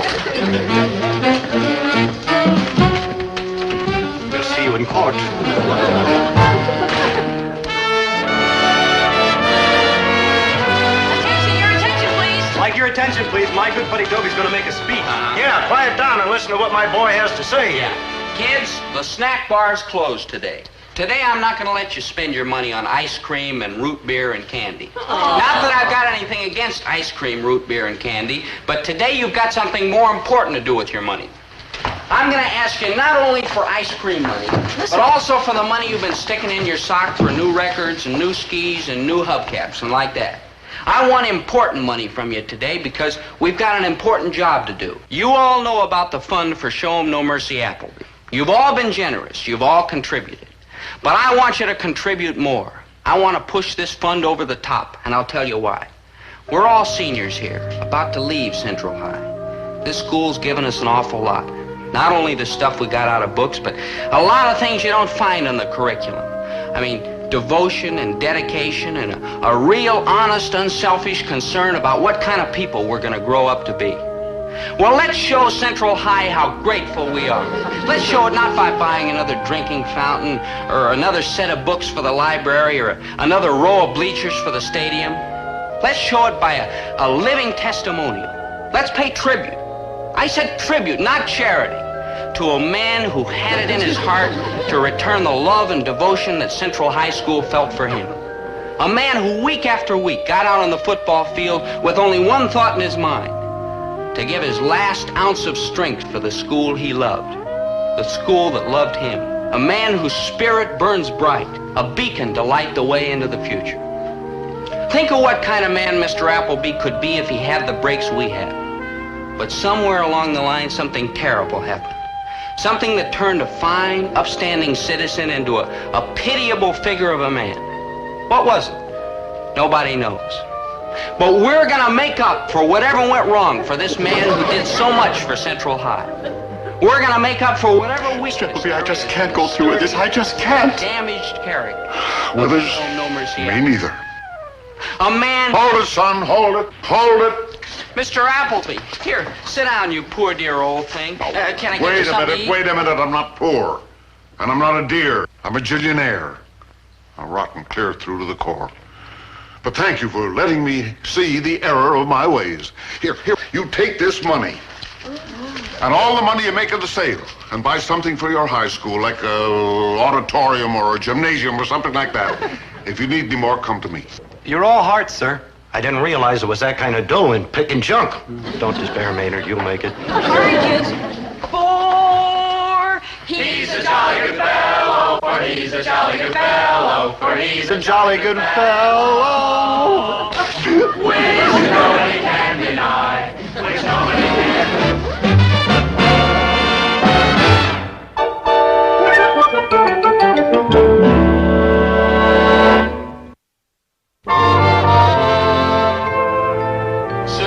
To show you the plans for the new Central High School auditorium.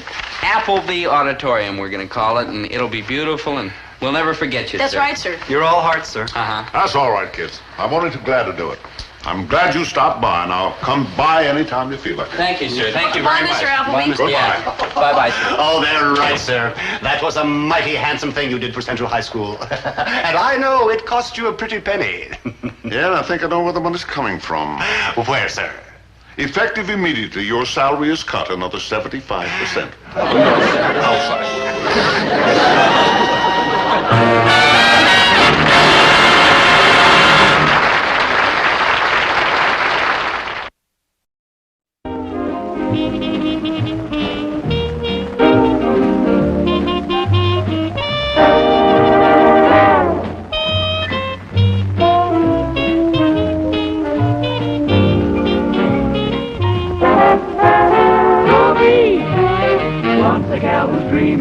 Dobie. Once a gal was creamy, Dobie. Once a gal to call his own. Is she blonde? Is she tall? Is she dark? Is she small? Is she any kind of dreamer at all? No matter, he's hers and hers alone. 'Cause Dobie has to have a girl to call his own.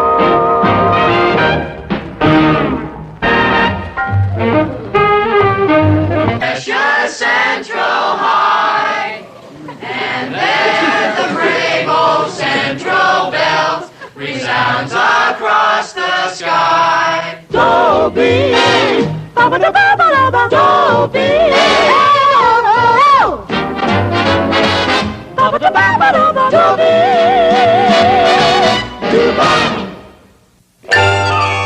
Yep, the big day is almost here. My graduation from Central High School. But there were times when I thought it had never arrived. Like every time I got my grades. Or like the time all the trouble started on the first day of my senior semester. That was when I ran home, all bubbling over about graduating.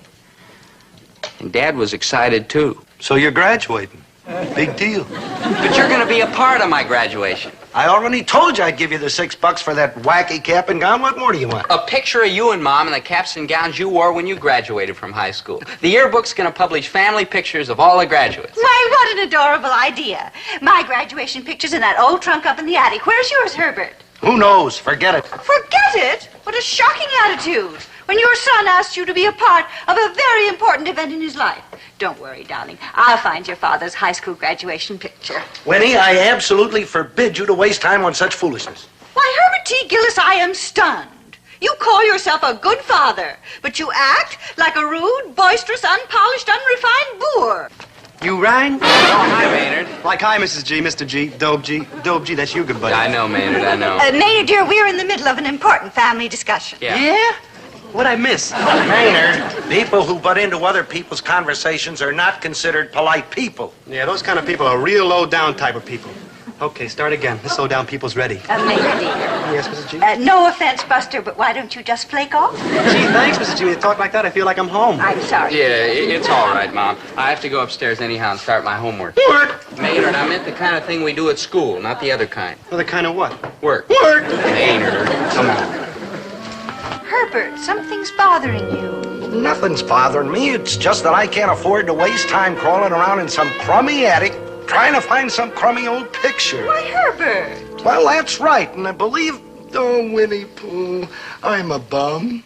The reason I can't give our dear boy the picture he wants is because his respected, honored, beloved father who loves him is a stupid, uneducated ignoramus who never graduated from high school. No. Yes, and I'm ashamed to tell him. Oh, Herbert, dear. Well, it wasn't my fault. I had to quit school and go to work to get enough money so I could finish school and get a diploma. But before I saved enough money to go back, along came WW2. I enlisted. Then I met you, and we got married, and I took over the store. And what with Dobie on the way and trying to make both ends meet, I never did get back to get my diploma. Why, dear, I never knew.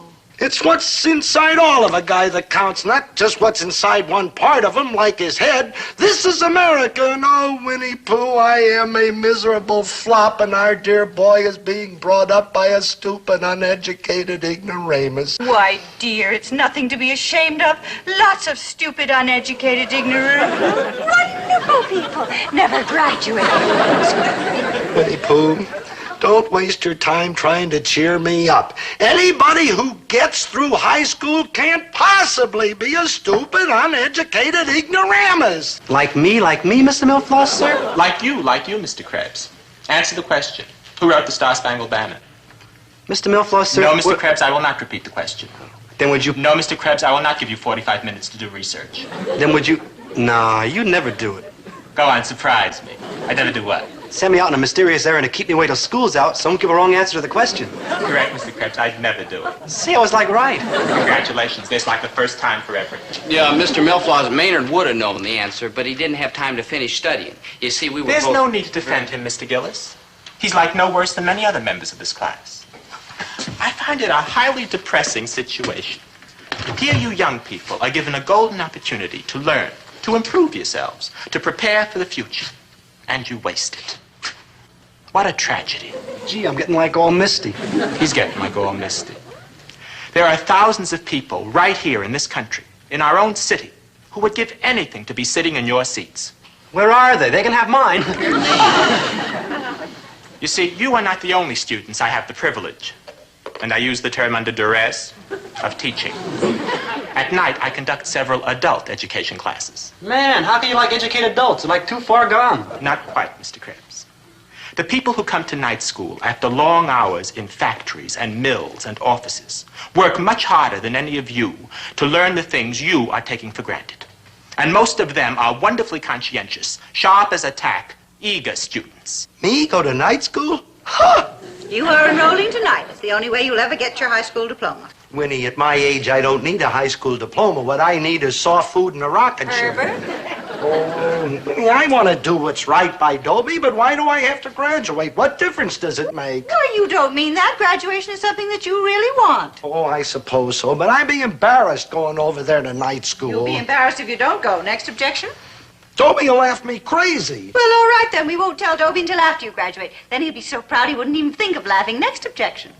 What if I flunk? I take that back. Herbert T. Gillis, when I start out to do some flunk, impossible. Out of the question. Next objection. Well, oh, Winnie, you got your head made up that I'm going to graduate, so why fight it? Oh, darling, this is the finest, bravest thing you've ever done. Oh, I wouldn't say that. Well, I would. Oh, I'm a loving husband, so I wouldn't argue with you. Bye.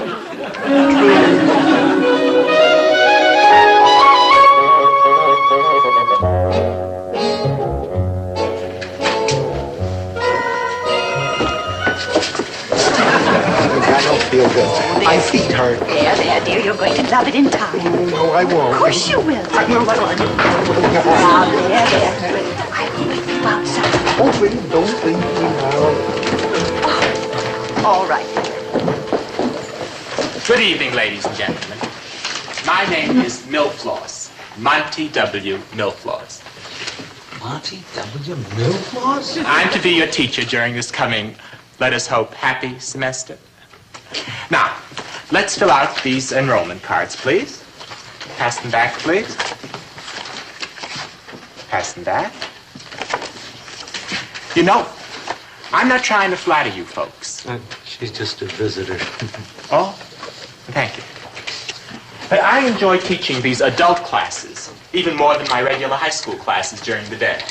Oh, this is murder, If he teaches during the day, he's bound to know Dobie. So the minute he hears my name is Gillis, he'll open his big yap and Dobie will learn all about it, and I don't know why I ever let you talk me into it in the first place. It's too late to do anything about it now. No, it is not. Please stop that whispering there. If there are any questions, ask me. Mr. Dobbs. Fred C. Dobbs. And then, you see, after I graduate, I say, my name is not Fred C. Dobbs, it is Herbert T. Gillis. And they have to give me my diploma and my right name. Smart, huh? Brilliant. Hey, you know, I think I'm going to like this. My homework. American history. Oh, boy. The administration of President Millard Fillmore. Millard Fillmore was a president? The administration of President Millard Fillmore began on July 10th, 1850. When he succeeded to... You know, Winnie, this could get tough. Hi, Mom. Dad. Oh, son? Oh, hello, dear. Where have you been? At the library studying. I'm going upstairs now and finish. This American history is the wildest. American history? You mean about presidents and senators and presidents nobody ever heard of and stuff like that there? Right. I'm plenty good at it, even if I do say so myself. Presidents in American history, huh? Say, how'd you like your old dad to help you with your homework? Yeah, thanks, Dad, but this is one subject where I don't need any help. But your old dad wants to help you with your homework. Now, why don't you tell me everything you know about any old president that happens to cross your mind? Oh, like Theodore Roosevelt? Like Millard Fillmore. Millard Fillmore? You know, it's funny you should mention him because I'm kind of an expert on his administration. Oh. Yeah, you see, he was a vice president under Zachary Taylor. Millard Fillmore was a Whig? Ridiculous. That's what he wore, not what he was. No, Dad, he was a member of the Whig political party. They were an early group of conservative statesmen.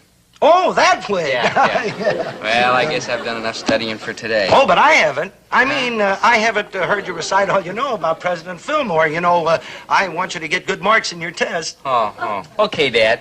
You know, I sure appreciate this big interest you're taking in my studies lately. You're a wonderful father. Oh, just say a good American, WW2 veteran, good conduct medal, all that sort of jazz. Read, boy, out loud. Yeah. Millard Fillmore, the 13th president... Whig. Oh, yeah, Whig. Was born January 7th, 1800, in a log cabin on a farm in Cayuga County, New York. Hi, Dad. Hi, son. Well, don't just stand there doing nothing. Start studying. Gee, I just got home. I gotta go upstairs and get my books. Don't bother, boy. I brought them down here for you. Here you are, Millard Fillmore, page 208, paragraph 3. All right, start studying, boy. Here, Dad? And now. Oh, okay. You say so. Let's see. President Millard Fillmore. Oh, wait, if there ever was one. Yeah, Dad, yeah. Appointed Daniel Webster as his Secretary of State in 1850.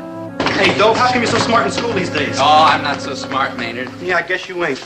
Well, you didn't have to change your mind so fast. I'm pretty smart. You sure are, Snookums. Whenever Mr. Milfoss calls on you, you pop right up with all the right answers. Yeah, especially about that president, Millard Fillmore. Maynard, that's Millard Fillmore. Yeah, him too. Yeah. You know, I really owe it all to my father. You gotta be kidding. I don't know why, but Dad's changed so darn much lately. I mean, every afternoon he does my homework with me. He makes me recite my lesson over and over. He's really making a student out of me. Yeah, when they get to his age, they kind of develop a flabbiness in their head. Maynard. Your father's finally using good sense, Snookums. Now you'll start getting good grades and graduate with honors and be admitted to a big college, and then I won't have to support us when we're married. Zelda, please. Somebody's got to nag you onto success, lover, because without nagging, you're a hopeless case. Like me. Not quite that hopeless. Oh, Zelda, I gotta admit the nagging's helpful. I've been writing these smashing essays, and everyone's better than the last one. This essay is even better than your last one. How'd you know so much about Millard Fillmore? Well, some fellows specialize in space travel and others in atomic physics and some in batting averages. Me, I just happen to specialize in Millard Fillmore. Whig. La-di-da. Name me one guy with any brains who ever heard of Millard Fillmore. One more word out of you, Callahan, and zing into orbit. Stop that or I'll keep you both in for recess. That's better. Let's move ahead with our study of American history. For tomorrow's assignment, I'd like the class to prepare an essay of about 500 words on the Louisiana Purchase. I want to compare your work with the work of my regular classes. I've given them the same assignment. Louisiana Purchase? Where are we going to find out anything about that? The Louisiana Purchase? As a matter of fact, Dad, we're studying about it in class right now. No. Yes. Say, I got a great idea. Why don't you start studying right now and I'll help you? Gee, thanks, Dad, but I'm supposed to be working here in the store now. Never mind that. Your lessons should come first. But I need the money you keep promising to pay me. Well, nobody can ever say that Herbert T. Gillis is against education, so I'll tell you what I'll do. I'll promise to pay you the same salary if you'll just buckle down and do your schoolwork. Work! Maynard. Like, hi, Mr. G. Dope. Good buddy, I'm like worried about graduating. What's there to worry about? Well, I'm not exactly worried about graduating. It's more like not graduating. That's what I thought. Mr. G, would you maybe like help me a little chunk like you do sometimes with Dobe? Well, that depends. What do you know about the Louisiana Purchase? Nothing. I've never been near the state of Indianapolis. That's what I was afraid of. Come on, son. Let's take a swipe at this Louisiana Purchase, huh? Oh, okay, Dad. Well, the Louisiana Territory was purchased from France by President Thomas Jefferson. Probably a Whig. No, Dad. Well, everybody couldn't be Whigs. Go ahead. You see, President Thomas Jefferson decided that this country should gain possession of the area known as the Louisiana Territory, extending from the Mississippi to the Rocky Mountains. This was the beginning of the westward movement in the United States. Thank you. Congratulations again, Mr. Dobbs. As usual, an excellent piece of work. Well, you are not playing with kids, you know. In fact, it compares favorably to work done by students in my regular high school classes. No, what do them juveniles know? I'm really proud of you, Dreamboat. Another A. I don't want to appear immodest, but I'm proud of me, too. Dobie, Yeah. your essay on the Louisiana Purchase was excellent work. Work! Maynard. Your essay was really something to be proud of. You see, Poopsie, when you buckle down, you're really a crackerjack student. And that means that someday you'll be able to support me in the style to which I should become accustomed. Zelda! I'm being brilliant, and she's wrinkling. Dobie, I don't quite know how to say this, but, well, have you been doing all these assignments yourself? Sure. Oh, my dad helps by listening to me sometimes, but he never does my assignments or writes essays for me or like that. Then let me put it this way. Do you know a man named Fred C. Dobbs? Dobbs? No, I don't think so, sir. No, I don't know him either. Maynard. I know a fellow named Fred G. Tibbles. Something's fishy here, and I'm going to find out why. I think his name is Fred G. Tibbles. It could be Arthur H. Tibbles. It's a big family. Maynard, please. Mr. Milfloss, what is it? What's wrong? I'm not sure yet. But stand by while I turn these glasses in for a couple of private eyes. Well, maybe it was Henry C. Tibbles. Maynard.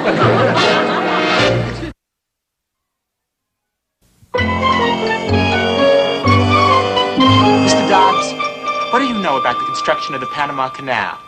Not much, Mr. Millfloss, but I'm dead game to find out. How long do you want the essay? How does 500 words sound? Oh, it sounds great to me. You shall have it. I think I've already had it. Huh? Oh, never mind. Just write the essay. That I will, and you will learn a barrelful. That's what I'm afraid of. The Panama Canal Zone has an area of 553 square miles, of which 371 square miles are land. It's 50 miles long, at least 300 feet Hold wide. it, boy. You're going too fast. Too fast? I mean, mumbling and speeding along like that. Slow down. Give it a chance to sink in. Oh, thanks, Dad. My pleasure, son. Yeah. The, Panama... Dad, what are you writing there? Oh, just making some notes so I can ask you questions later on. Keep you on your toes. Oh? No fair cheating. Sorry, Dad. Sorry. Yeah. Now, why don't you start at the beginning and real slow take it so that your old brain can grab hold, huh? Oh. Good thinking, Dad. Good thinking. Let's see, the Panama Canal Zone has an area... 553 square miles, of which 371 square miles are land. It is 50 miles long, at least 300 feet wide, at the bottom of the excavated channel, And hold it, Mr. Dobbs. I've heard enough. But I ain't finished yet. Want to bet? Huh? I have several serious words to say about that essay. Oh, too deep, huh? No. Too fancy? No. Too high-toned?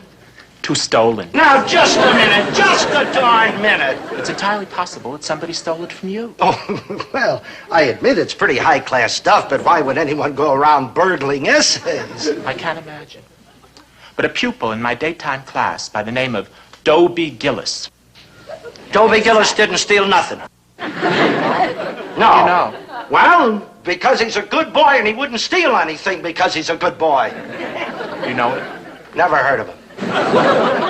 Well, it's just that any kid with a name like Dobie Gillis doesn't sound like the kind of kid who'd run around stealing essays. Mr. Dobbs, there is something strange going on in the Panama Canal, isn't there? Well, you see... Also the Louisiana Purchase. Well, I know... And Millard Fillmore. Oh. Do you think I should talk to the principal about this Gillis boy? Oh, no, don't go to the principal because this Gillis boy didn't steal anything. The Gillis boy is not guilty. Well, at least not that Gillis boy. It's this Gillis boy. Oh, hi, Dad. Hi. Son, I got to talk to you. Dad, I'm just studying about President Chester A. Arthur. How would you like to help me? Forget all about that stuff. My school days are over forever. Boy, I got a confession to make. A confession? Yeah, a terrible, miserable confession. But before you start calling me a bummer and a cheat, I want you to remember all the good things I've done for you. Dad, what's the matter? I want you to remember, like, when I brought you that teddy bear to the hospital when you was only a day old. I'm afraid I don't remember that, Dad. Oh, sure you do, boy. And remember how I brought you home from the hospital and put you in that little crib when you was hardly as big as a 10-pound sack of flour? I think I was a little too young, Dad. Oh, you were not. You remember? Remember how I walked Dad, the floor with you when you had the colic? No, Dad. Now, I want you to remember all these things when I tell you about the terrible thing I've done. You, Dad? Impossible. No, it was low down and sneaky. No, I can't believe that. What kind of a son are you, anyway, disagreeing with your own father? Dad. I am an honest man, and when I say that I've been dishonest, what right have you got not to believe me? Oh, forgive me, dear boy. You know, I enrolled in that night school so that I could finally get my high school diploma, see? But then I started copying your homework and getting grades that I didn't even deserve. Dad, I had no idea. Remember the teddy bear? Yeah. Remember how I shoved you in that crib? Yeah. And remember how I walked the floor with you when my feet were killing me? And how the floor was so cold that twice I almost caught my death? Please, Dad, calm down. Everything will be all right. It will? Of course it will. You mean you can forgive me for letting you down? Sure, Dad. And for setting you such a bad example? Right. And for disgracing you in front of the whole high school? Sure. And for getting caught? You got caught? Look, Dad, I don't know why you did what you did, but I know you must have had a reason. And I'm going to stick with you no matter what. Oh, bless bless you, dear boy. A poor, miserable father like me don't deserve a fine, upstanding son like you. That's not true, Dad. You're a And fine there father. You are disagreeing with me again, but I'll let it pass. Listen, Dad, we'll see this through together. You and Mom and me. Then how can I lose? I'll go down to that school board and tell them just how it happened. They've got to give me another chance, don't they, boy? Sure, Dad, sure. Why, sure they do. Why, you can't beat a man when he's standing shoulder to shoulder with his loyal family. Oh, bring on that school board. I'm gonna fight like a tiger. Please, Mr. Milfloss, don't kick me out. Oh, I beg you. The school board has decided that in light of the circumstances, you will not be punished. And you'll be given a chance to rewrite all of the essays that you copied from your son. This time without help. All right, Mr. Milfloss. And don't you let me catch you help me anymore, or oh, the fur's gonna fly, boy. Mr. Milfloss, you mean that my husband will be able to graduate after all? If his examinations and essays are satisfactory, he'll receive his diploma along with the graduates of the regular high school. Oh, Herbert, isn't that wonderful? Nah, don't worry, Mom. Dad'll pass that exam easy. Sure he will, Mrs. Gillis. He will. He will. He will. He will?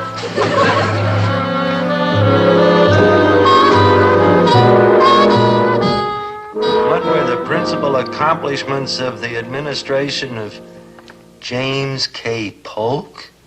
He was the president, too? I got my fingers crossed for him. So have I. So have I. Me, too. Maynard!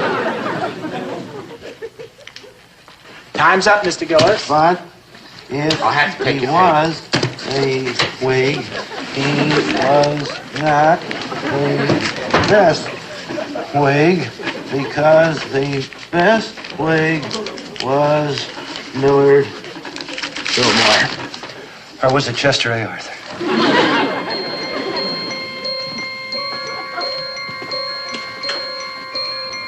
How's it going? Dan, how's it going?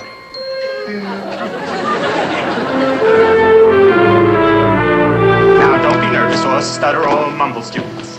There's nothing to be scared about. Like there, Mr. Milfloss, sir. Thank you, Maynard. Remember, the people in there waiting for your graduation are your own friends and relatives. Where are the rest of the graduates? We're it, Mr. Milfloss. Yeah, the end of the line. Oh, no, you aren't. There are two more graduates. Graduates I'm very proud of. This ceremony doesn't go on until they get here. Other graduates? Like who? Like us. Wait. Hey, hold it! You can't graduate without us. I've been waiting 25 years for this. Hey, how do I look? Beautiful, beautiful. My wife and kids are waiting in there to watch me. That's too bad. Stop shoving, Callahan. Now listen, Dobbs. The name is Gillis, and I don't think us graduates should be arguing. True? True. Ah, that's my dad. Gee, I'm getting like all misty. Me too. Now, come on. Let's get this line moving. Above the school we love so well, our precious Central High, and there. And to think I could have gone into real estate. Dad? I'm back here taking inventory. What do you want? Dad, we just got the proofs of our graduation pictures. They look great. Big deal. Why don't you guys drop that graduation talk already? No, but I gotta give your father credit. He didn't let graduating from high school stop him from being mean and rotten. No offense. Dad, it was the biggest thing that ever happened to us. A graduation's a graduation. Stop yakking about it, will you? Well, what are you gawking at? Ain't you never seen a high school graduate before? Oh. Above the school we love so well, our precious Central High, and there the rainbow Central Bell resounds.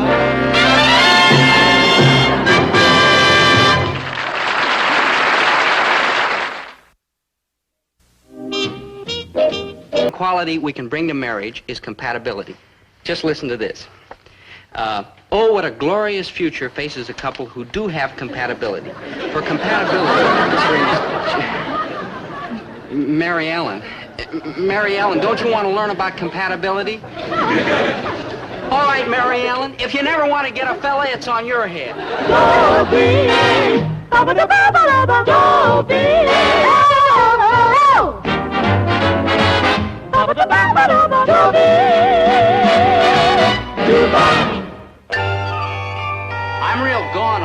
marriage kick. You see, up to now, I've merely been having dates. You know, just splashing around in the shallow end of life, so to speak.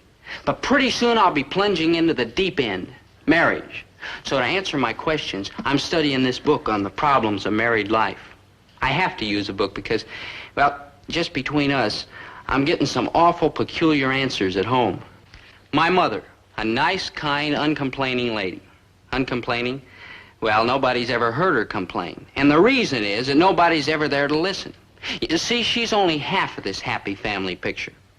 Here's the other half, the empty chair or missing husband half. Mom says the last time she remembers Dad in that chair was when he sat there to listen to the election returns. And Wilkie lost. Empire of bison, we stick through thin and thick. We are better than streptomycin.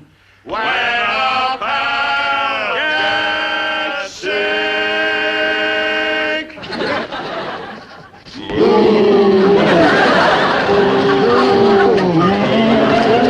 So now you know the truth.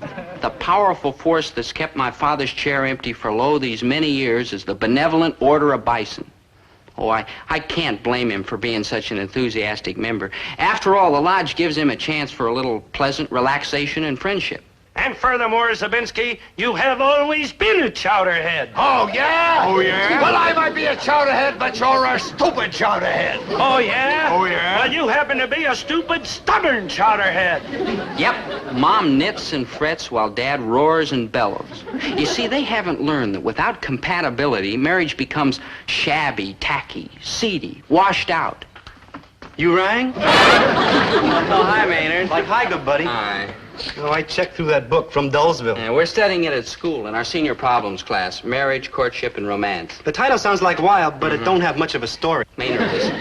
I'm reading this book because I want to be better prepared for marriage than my mother and father were. My folks are like a mess, too. Mine aren't a mess. They're just incompatible. And they don't spend enough time together to get compatible. Well, those are the breaks. But I live in hope. Hope that someday, somehow, something will happen that'll bring my father back to his home and hearth where he's so well beloved and away from the Bison Lodge forever. On this glorious occasion, leave me state that if I am elected to this high and noble office, I will increase the number of meetings to 3 or maybe even 4 a week, every week. And any guy who don't show up because his wife doesn't like the idea is a lily-livered coward, and we don't want him for a member anyhow. Oh, what a dilly of a meeting we had last night. A million laughs. Yes, you were still giggling when you got home at exactly 2:26 this morning. Oh, well, you never guessed what happened to me last night, so I better give you a hint.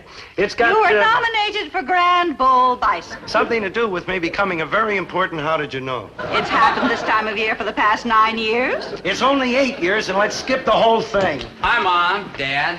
Son, you'll never guess what happened to me, so I better give you a for Grand little... Exalted Bull again. Who told you? I figured it out yesterday when I saw you copying Calvin Coolidge's acceptance speech out of my history book. I was not copying, I was adapting. You ought to let me write your acceptance speech for you. Boy, there'd be 100 new members join up right away just so they could vote against you. Well, thank goodness the voters can't see me being humiliated like this right here and now. Winnie, what's ailing you? I'll tell you what's ailing me. What's ailing me is that we spend practically no time at all together anymore because you're always running off to the Bisons. And that's not the way it ought to be in a marriage. It's making me miserable and unhappy, and that's what's ailing me.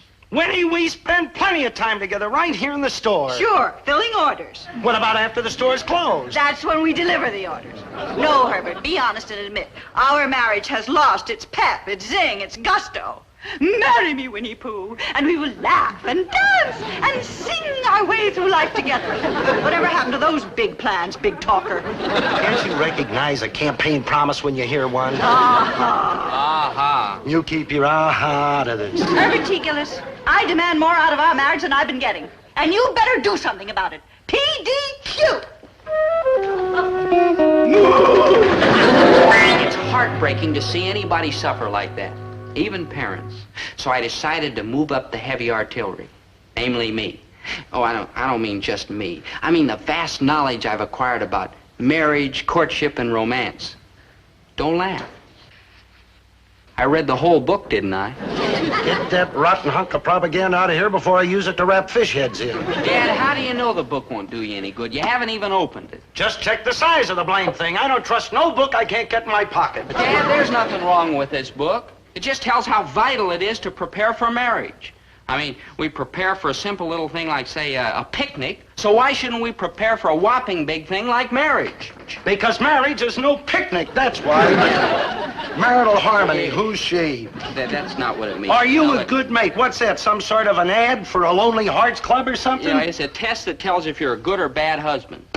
I can tell you that without any test. I'm a good husband. In fact, I'm probably one of the very best. It's your mother who does all the fussing. Oh, sometimes she's a troublemaker. Let's take the test, Dad. I'll mark down your answers. I can tell you exactly how it's going to come out, but go ahead. What's to lose? Oh, okay.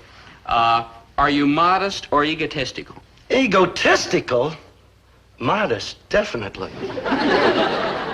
Why, I never claim to know more than your mother does, except when I actually do, and it's not my fault that that's practically all the time. Are you overly critical of your mate? Positively no. I never criticize your mother unless it is absolutely necessary, and I'll cut that out just as soon as she shapes up the way I want her to. Next question. Are you physically attractive?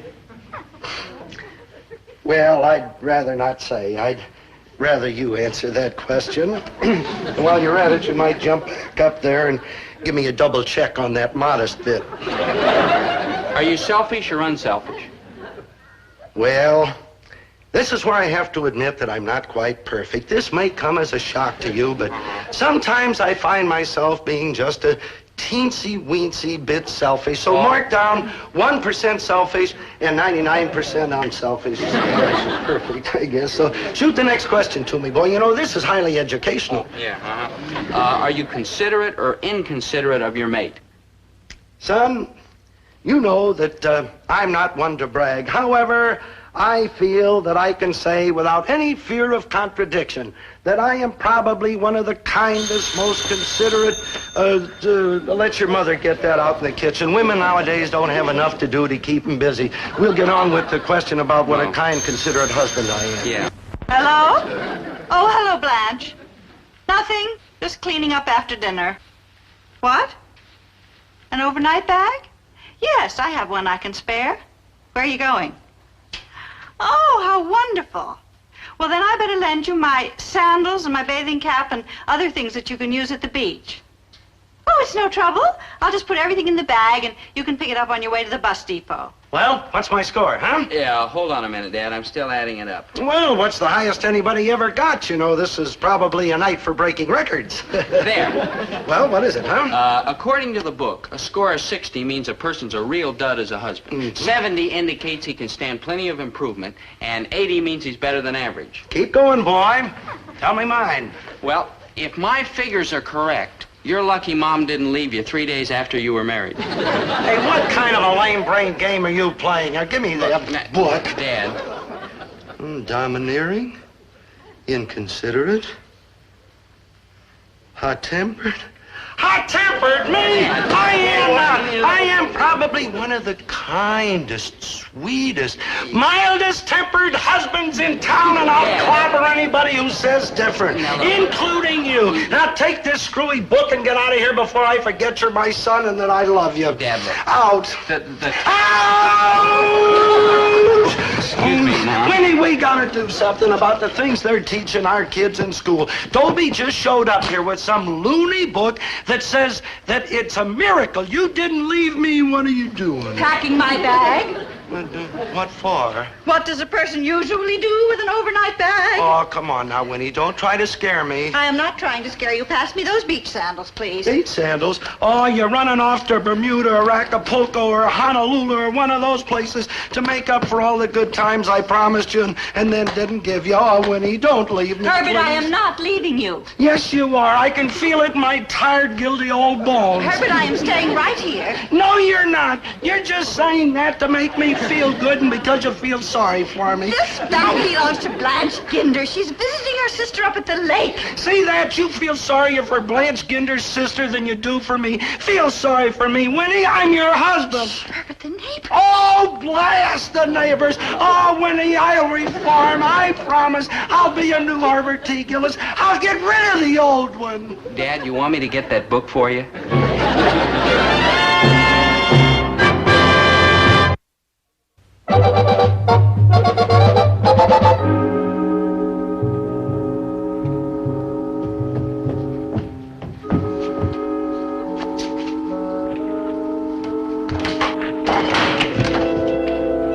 Hi, Dad. Oh, hello, son. I see you had the same idea. What idea? Getting something to eat. That's the best thing about living upstairs from a grocery store. You've got a whole store full of refrigerators to raid. Come on. No, son, no, that's not good thinking. I mean, eating in the middle of the night, you get bad dreams. Huh? So how come you're doing it? So I like bad dreams. Well, good night, boy. Dad, all I want's a glass of milk. We're all out of it upstairs. Milk? Yeah. A boy your age still drinking milk? A boy getting ready to graduate from high school, getting ready to go out and make his way in the world, still drinking milk? Dad, just last night you said that milk was the best thing a person could drink. I did? You did. Well, we're all out. All out? Dad, the milkman delivered 6 cases this morning. I drank it all. 6 cases? Didn't you just tell me that I told you milk was the best thing people could drink? Oh. Well, I guess I'll turn in, Dad. Good thinking. Good night, Yeah. boy. Night, Sleep Dad. well. Night. And, Dad, don't be embarrassed about that book with the icicles on it. I think it's wonderful that a man your age is still willing to learn. And, Dad, you're going to make it. You can teach an old dog new tricks. No offense. No offense, son, but how's that book going to help me be a better husband? Well, Dad, it's all right in here. Because I want to, Dobe, you know. I love your mother with all my heart. That's good, Dad. Yes, sir, I really love her. And she's a hard worker and a good cook. Hard worker, good cook. Yeah. Now, how about her eyes? Eyes? Oh, beautiful, beautiful. And her hair. Beautiful, boy. And her smile. Gorgeous. And do you know why? Because she's got a great set of teeth. Why, do you know, Dobe, your mother hasn't cost me a penny in dental bills since the day we got married? That's very romantic. Yes, sir, and that's something for you to remember when you start getting married, boy. Mm-hmm. Take a good look at the girl's teeth. You know, give her something hard to chew on, like peanut brittle, something like that, and then watch real close and see if she really puts her jaw into it. Why, I had a friend, Fred Krausmeyer. We went to high school together, see, and he married a girl, and inside of a month, she clobbered him with $1,000 in dental bills. She'd been saving up cavities for years, just waiting for some poor slob like Fred to come along. All I hope is that it's not too late. What? Maybe this book can still help you. I don't know. What are you talking about? It's what you're talking about. I ask you why you love Mom, and you tell me it's because she's got a good set of teeth.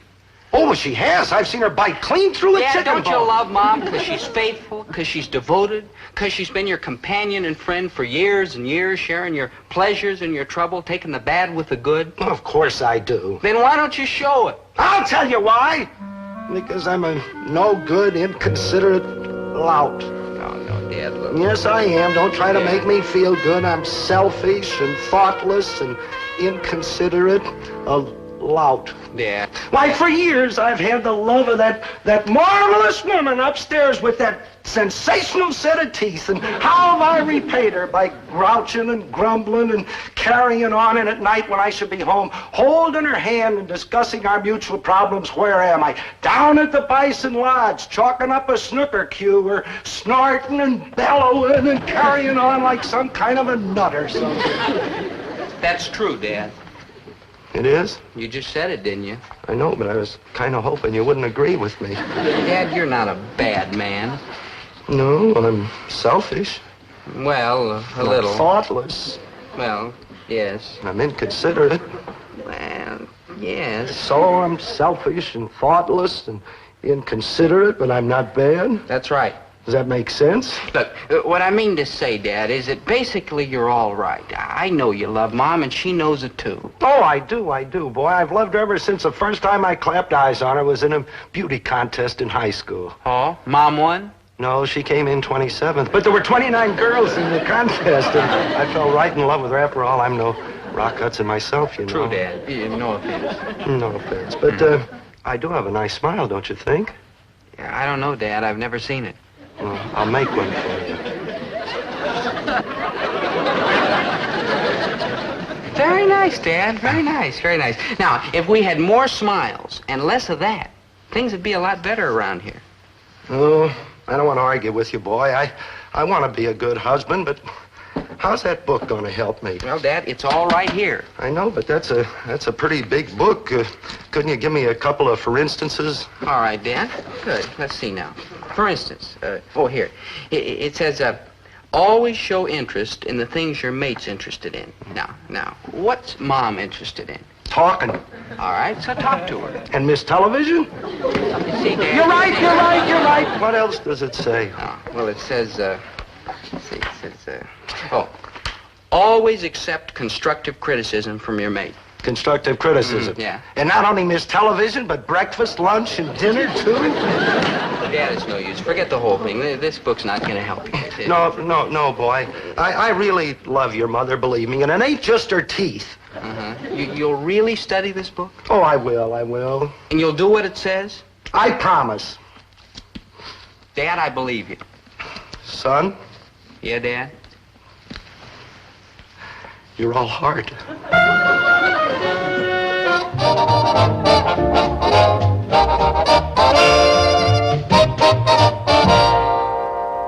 Well, sir, Dad did study the book. And he did do what it said. Part of it, anyhow. Dad, Halloween's over. Never mind the wisecracks. I got these duds out of an old trunk up in the attic. I bought them on our honeymoon. Oh, Acapulco? Tijuana. And it's all on account of that book of yours. It's the only idea in the whole shebang that isn't pointless, stupid, knuckle-headed. Like my dope. Oh, like my dope. Maynard, it's only my father. Well, those are the breaks. What are you made up for, Mr. G? Halloween's like over. One more remark like that out of him and out. I wouldn't say nothing about your clothes. I like them. See, I told you he was going to make some kind of a dirty crack. What about the clothes, Dad? Oh, well, it's kind of a surprise for your mother. You know, that book you gave me, it says that we should try to recreate the atmosphere of the courtship. Oh, courtship? No, don't go to court, Mr. G. Ouch. You don't have to go to court. I mean, they can't pinch you for wearing them clothes, no matter how screwy you look. I mean, they can't drag you into court for anything you wear, as long as you wear something. Yeah. I know, they keep trying to run me in. Dad, the book just meant to treat Mom like it did when you were courting. And that's exactly what I'm going to do. Boo-boo-boo-boo, boo-boo-boo-boo, Hot Lips Herbie Gillis, they used to call me in those days. Oh, she's going to get a big kick out of this. Boo-boo-boo-boo, but me. Well, girls, I'm dummy. I'll get the coffee. Good. Did you get a look at that dress that poor thing's wearing? 5 years old, if it was a day. That tightwad Herbert T. Gillis.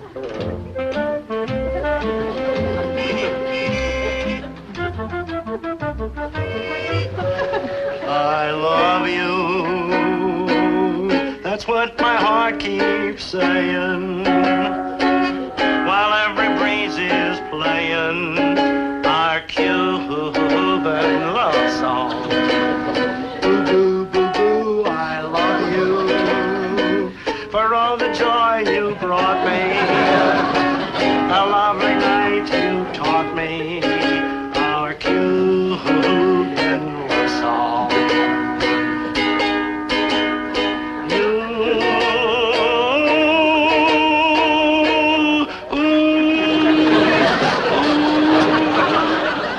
Who was that? You know perfectly well it was my husband, Herbert. Uh-huh. Don't you ho me. I know what you're all thinking, and it just isn't so. You can tell us, dear. What is it, horses? Poker? Belting the grape? Another woman? It's none of those things. Herbert acted sweet to me because he loves me and he wants me always to be happy, and that's all there is to it. Sure, Winifred, sure. Well, it's true. He's not going to the bison meetings anymore because I complained to him that he was spending too much time down there. You mean a bison gave up his lodge on account of his wife? Huh? He hasn't been there in over a week, and I know, because he's been taking me out every night. To the movies, and fancy nightclubs, and intimate little restaurants, every place. He treats me just like when we were courting, and it's been wonderful. Candlelight dinners, flowers twice a day.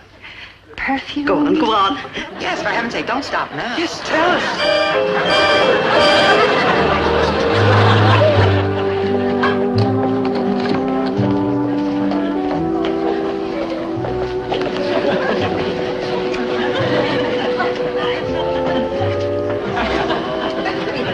Oh, you doll.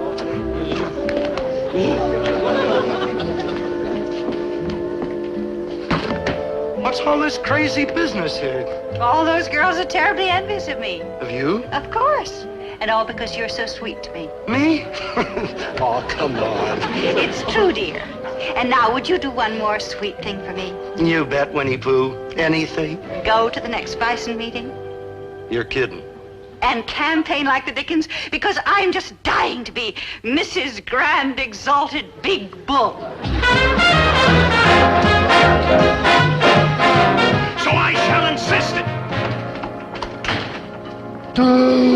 Oh, Grand Exalted Big Bull Bison, for being late to the gathering of the herd, I seize a culprit. Herd him into punishment. I now. Who shall present the charges against banished Bull Gillis? I will. Me first. And me next.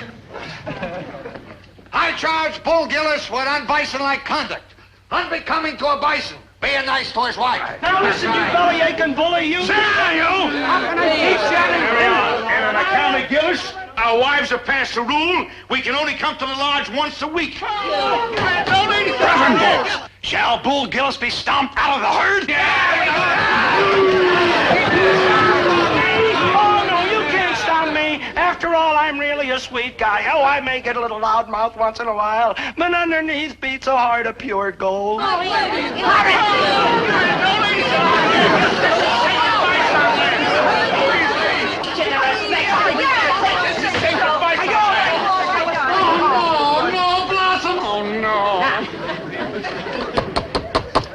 Us Bison wives heard what you said about Herbert T. Gillis. Now, this wonderful man brought us out of the wilderness and made us Bison wives realize what charming, what fascinating, what beautiful and attractive women we are. Hooray! Everybody in favor of Herbert T. Gillis, the Grand Exalted Big Bull, say aye. Aye! Mr. Gillis is the new Grand Exalted Big Bull Bison. How does it feel getting hugged by the Grand Exalted Big Bull Bison? Exactly like being hugged by Hot Lips Herbie Gillis. This meeting is adjourned till the next meeting, except for one thing. All members, married and otherwise, will report here next Thursday night. I'm gonna give lessons.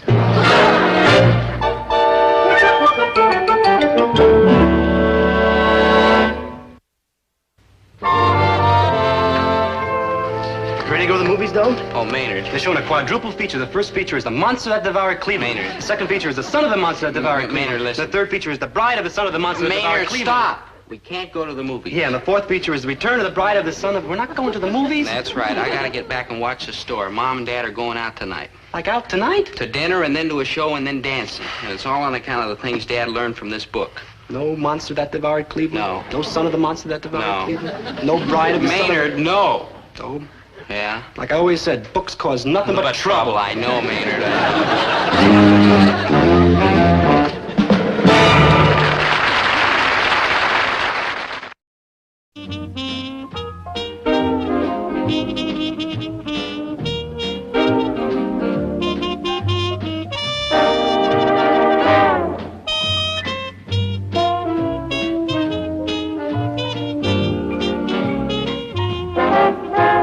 Dobie, once a gal was dreamy, Dobie.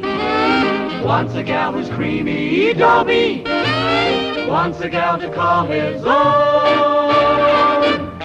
Is she blonde? Is she tall? Is she dark? Is she small? Is she any kind of dreamboat at all? No matter, he's hers and hers alone. 'Cause Dobie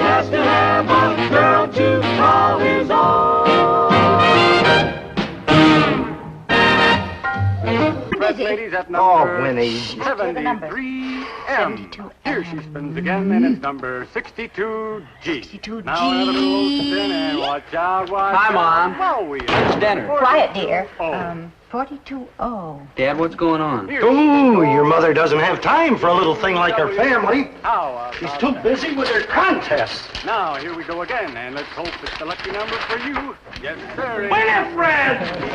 What happened to the sports page? Oh, that's what was on the back of the entry blank for the contest to name the new colt of Nathan the Wonder Horse. Oh, it's time for the Name the Melody contest.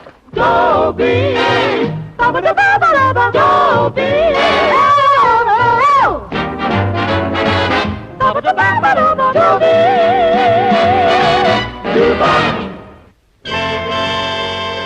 We Gillises are not exactly what you'd call a lucky family. I mean, look at me. I've lost 6 girls in the last 4 months. And they were short months. But Mom ignores this terrible family jinx and keeps entering contests anyhow. Women. Which women? Women! That women! All women! You can't beat them. I'm too set in my ways to join them. We wouldn't have you. You are undermining all the goodwill I've built up in this neighborhood through years of hard work and by exuding a warm, friendly, winning personality. And have you ever won anything? No. But every night it's the same thing. 25 words or less for nothing. Well, you do the same thing. I what? Every night you settle down in front of the television set, you give me 25 words or less. Much less. Gee, Dad, if Mom enjoys it, why begrudge her a few 3-cent stamps? The money has absolutely nothing to do with it. Besides, there are now 4-cent stamps. What if I were asking to go out somewhere every night? Ask. Or asking for a new dress 3 or 4 times a year? Ask. Or just going to the cash register and getting the money? You wouldn't dare. Well, maybe I will just dare to spend a little something besides my time on harmless contests that cost no money. Harmless contests? I haven't had a square meal in 2 months. I can't read a continued story in a magazine because the final episode always winds up a hole where you set out some coupon to send away to get something that you never get. Well, it's worth it, because one of these days I'll win. You'll never win. I will, too. You want to bet? Listen, if you ever win a contest, I will let your mother come out here on a visit. You what? For a month. Promise? And that miserable can't-get-married, no-wonder sister of yours, too, Gladys. For 1 month? For 2 months. 3 months. Now, Winnie. Oh, I knew you'd back down. 4 months. Because you know I'll win one of these contests eventually. 5 months. 6 months. 6 months? It's a deal, and I'll hold you to it, Mother and Gladys, for 6 months. Correct. I'll write them at once to start packing. Pretty dumb bet you made, Dad, about letting Grandma and Aunt Gladys come for 6 months. Now listen. You're risking letting Grandma and Aunt Gladys come, and Mom's not risking a thing. Oh, my gosh. Oh, what's the biggie about? One lone woman against 172 million other Americans. Besides, we're an unlucky family. We are? Well, let's look at the record. What's the most important thing in your life? A lovely creature named Jessica Tichborne. How's it going? It isn't. I rest my case. Hello, Jessica, my darling, my sweet, my age. What? She's over at the high school with Fast Freight McCurdy? Yeah, thank you, Mr. Tichborne.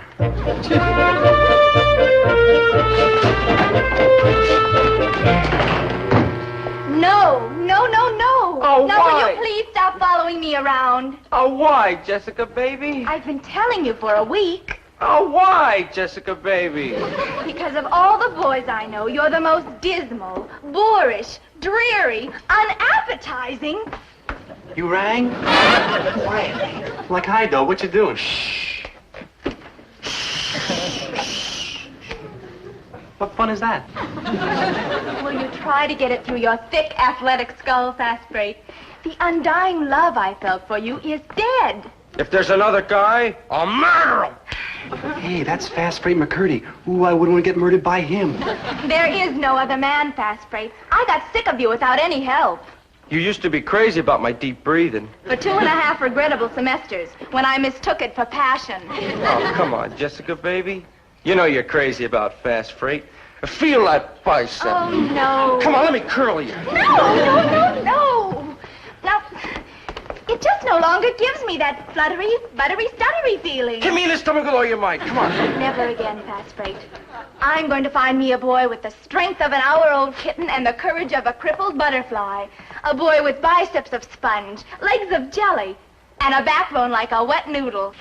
You rang? Indeed, I did. And never has an order been filled more perfectly. Hi, Dobie. Jessica, my sweet. My stomach's full of butterflies, all cowardly.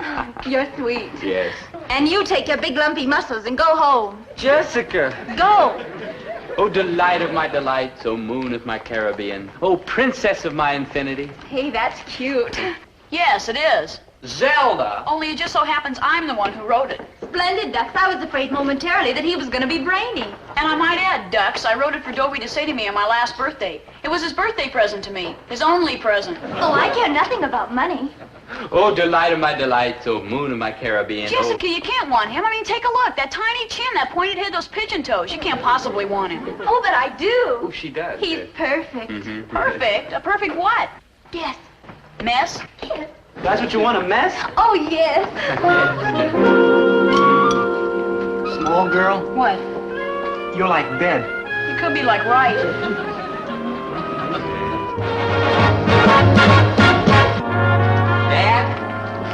Dad, at last I found her. Jessica Tichborne. Well, if she costs anything, lose her. Look at this. Bills, bills, bills. There's one for you. Huh? Bills. A bill? Oh, if it is, you're in worse trouble than I am. I don't get it.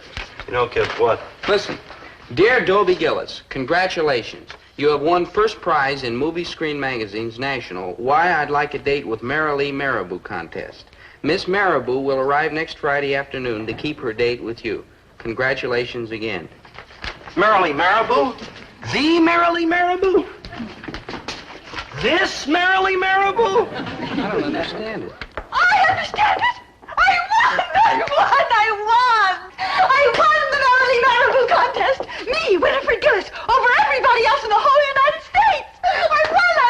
Winnie, are you going to simmer down or do I have to wrap you in a wet sheet? I won. You won a date with Marilee Marabou, huh? Yes, the contest was why I'd like a date with Marilee Marabou, and I entered it and I won it. And the letter says that Dobie won it. Well, naturally, I entered it in Dobie's name. How would it look for a woman to enter a contest? Why, I want a date with Marilee Marabou. You mean I really got a date with beautiful, glamorous, luscious Marilee Marabou, the movie star? Yes, my darling.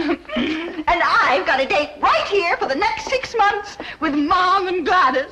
Now, just a minute. Just a darn Now, minute. Herbert, you said that if I won a contest, I could have Mom and Gladys visit me. But you did not win a contest. Dobie won a contest. Well, yes, but I entered the contest. But Dobie won the contest. Herbert, that is not fair, and you know it. It's a lot fairer than having your mother and that Gladys around here for 6 months. Well, we'll leave it up to Dobie. A date with Marilee Marabou, soft, creamy, pink, round Marilee Marabou, the movie star? Well, Dobie, what do you say? I say, like wow. Herbert, I won that contest fair and square, and I can prove it. The entry's in my handwriting. All right, go ahead and prove it. And then do you know what happens? Yes, Mom and Gladys come here for 6 months. Dobie is disqualified and does not get his date with Marilee Marabou. Mom, you wouldn't. Yes, she would, son. When it comes to a contest, what does she care if she breaks your heart? You who have been a true, loyal, loving, devoted son ever since the day you were born. Mom? Oh, I think you're terrible, both of you. Gee, Dad, do you think we're doing the right thing? Son, you know your grandmother and your miserable Aunt Gladys yakety-yak talking all the time and always picking on me. Poor, poor Winifred, and oh, how we tried to warn her. I know, Dad, but just the same... Let's look at it this way, son. Do you want to pass up a date with this beautiful, upstanding figure of the flower of American womanhood? Exactly. This is a rotten thing we're doing to Mom. Oh, the lowest. The meanest. The crummiest. Let's do it. But just as what? Just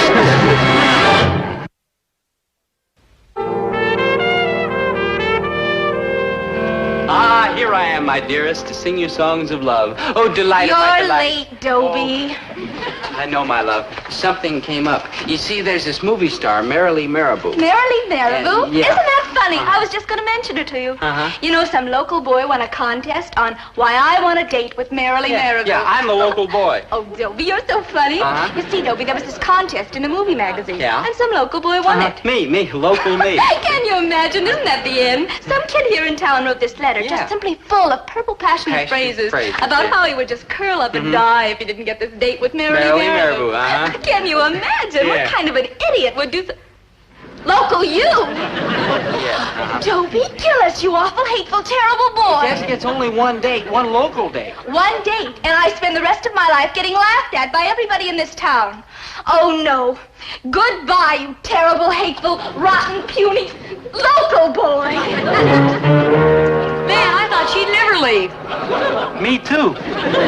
Just once, I'd like to be alone. Hey, Dobe, did you really write a letter and win a date with Marilee Marabou? Of course not. His mother must have done it. She's always entering contests. That's right, and I'm going to tell Jessica. I'll tell the whole world. I'll make a clean breast of things. Man, you're Josh, and you're going to blow a date with Marilee Marabou? Maynard, what's more important? One lousy date with Marilee Marabou or a whole lifetime of bliss with Jessica Tichborne?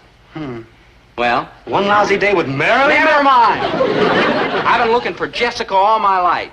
No offense, Zelda. And I'm not going to lose her now just for one moment of madness. Madness? Egad, you call it madness? What do you call it? I call it the best thing that ever happened to you. Best thing? Well, what kind of a switch is this? Poor foolish Dobie, poor wandering soul. You know, you remind me of a little lost puppy. I found a little lost puppy once. And you picked him up and took him home, didn't you? No.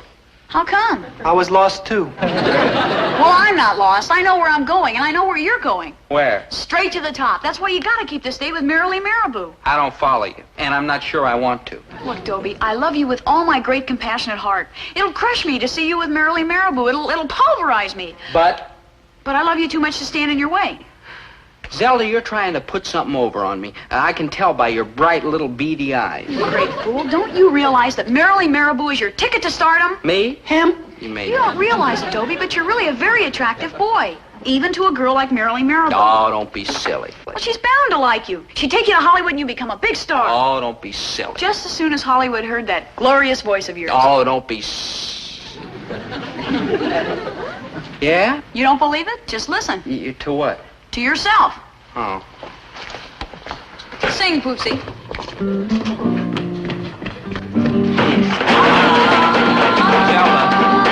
Zelda. Maynard. Zelda! Zelda, you're up to something. Sure, making you a star.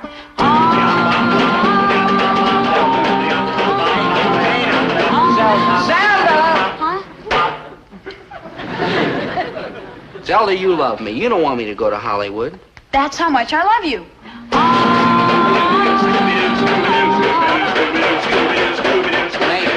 Yeah? Scooby don't. Zelda, I know what you're doing. If I keep this date, I lose Jessica forever. And that's what you want, isn't it? Dobie, concentrate. You keep this date with Marilee Marabou. She will be enchanted by your clean, pure good looks, as who would not? Then you will sing for her. She will flip her entire skull, as who would not? She will take you to Hollywood and introduce you to big producers. You will become a star of stage, screen, television, radio, records, and supermarket openings. You will be the idol of millions, especially girls. You will be the sensation of the nation.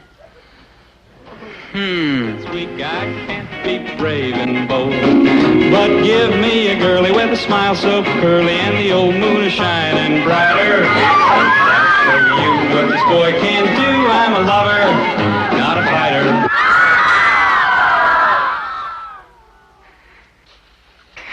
Do you really think so? Of course, Poopsie. And to think you were worried about Jessica. Why, you'll have hundreds of Jessicas, thousands. Zelda, my dear. What? Play.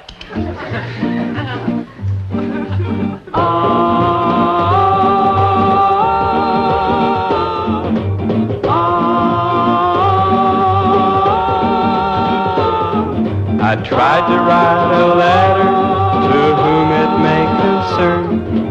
With these problems hurting me, I don't know where to turn. If you're the guilty party, I wish you'd tell me why you wanna shoot your missiles at my friend up in the sky. Don't shoot the man in the moon, oh no. He's gotta keep shining in June. Shoot at the stars, send your rockets to Mars, but don't shoot the man in the moon. What would a summer night be without him smiling down?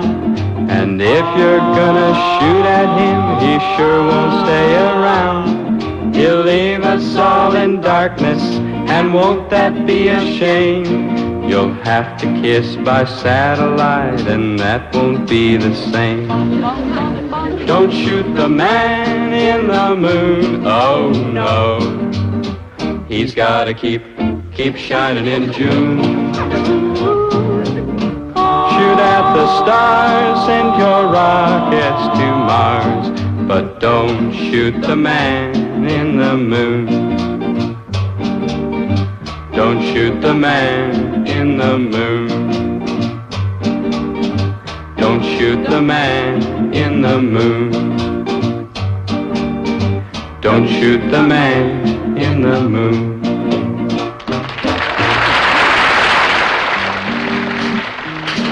Dobie!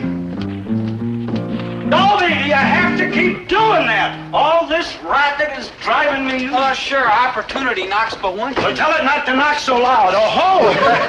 Writing to your mother and sister, huh? Herbert, I won that contest fair and square, and you know it. And you promised, and I think you're being just mean and awful. Mom, I feel rotten about this, honest I do. But if word gets out that I didn't win the contest, and I don't get a date with Marilee Marabou, then I'll never get to be a big star of stage, screen, television, radio, records, and supermarket openings. I'm sorry, Mom, but you see how it is. Why, Dobie! Stage, screen, radio, and supermarkets, what on earth is he babbling about? You know, Winnie, it could be the kid's making sense for once in his life. After all, he comes from people who are loaded with talent. Like who?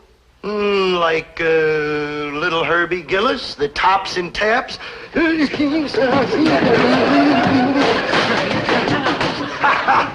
Hey, you know, I've been thinking... You are loaded with talent. Yeah.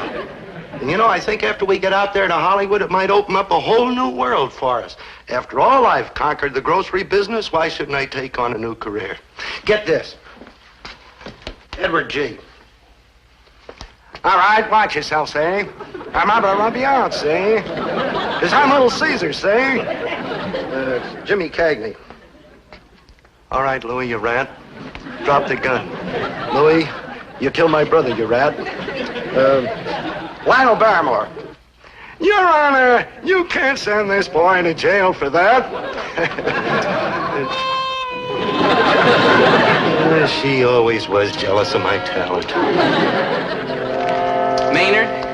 Maynard, think of it. In just a few minutes, I'll be meeting America's dream princess, gorgeous Marilee Marabou. Yeah, a date with a chick like that is worth all the trouble a fella could go through in his whole life, even longer. True. Hey, Dob, how come you're wearing the tie and the shirt and the coat and all like that? For Marilee. And you got your hair all slickered down. For Marilee. And you polished your sneakers. They're shoes and they're for Marilee. And you did all that just for her? Sure. Man, if that's all the trouble you got to go through to get a chick, I'm going to stick with marbles. Just wait, Maynard. Someday you too will know the ecstasy that I will soon share with Marilee. The two of us alone together, hand in hand, drifting through the long, lazy, quiet hours. No, you'll get your talk, girl. Everybody will see her now. All right, where's the kid? Where's the kid? The kid, I want the winner. What's his name? Gillis. Yeah, Dobie Gillis. Dobie Gillis. That's Dobie with a B. Dobie with a B. Dobie. You're the kid. Fine. On the photographer set. Sir, good. This isn't my date with Marilee Marabou, is it? I mean, after all these people go, we're going to have some time, just the two of us, Marilee Marabou and me, alone together, aren't we, sir? What are you, some kind of a nut or something? We have to catch the 4:30 plane to Cleveland. Are the newsmen set? Well, that's 8 minutes. You set? Sir. Don't bug me, Sonny. I'm a busy man. But 8 minutes? Okay, son. Just make every minute count. Come on over here. Here, put this thing on and get up there. And as soon as this Mary Marabou or whatever her name is shows up, give it everything you've got. And don't forget, boy. Hey, I'm Herbert T. Gillis, the father of the boy. And I'm his mother. Those are the breaks. Now, incidentally, when you get the boy out to Hollywood, you won't have to worry because naturally I'll go along with him, see? And at the moment, I happen to be a very successful independent retail merchant. And before... Good, sweetie, baby. That's great. But before that, you see, I was in show business. Get this, Eddie J. All right, watch it, see? Or I'll rub you out, see? 'Cause I'm Little Caesar, see? And Jimmy Cagney. All right, Louie, you rat. Things that I did. All right, now, I like the first one, see? I said I like the first one. Now, see here, you guys. I said I like the first one, see? Yeah, now, we're both loaded with talent, Charlie. Now, out of the way. Attention, everyone. Here she is, Hollywood's Panther Girl, an actress in the great tradition of Ethel Barrymore and Sarah Bernhardt, America's goodwill ambassador to the free world, the one, the only, the spectacular Marilee Marabou.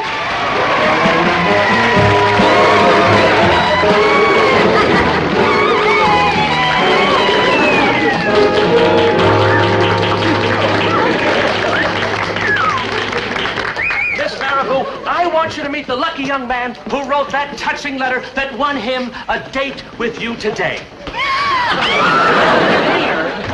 Oh, delight of my delights, oh, moon of my Caribbean, oh, princess of my infinity. Excuse me? Come on, get out there and sing, boy, sing. Now, Marilee, tell the folks how happy you are to be in their lovely little town. And how much you enjoyed making your last picture, the bugged and the unbugged.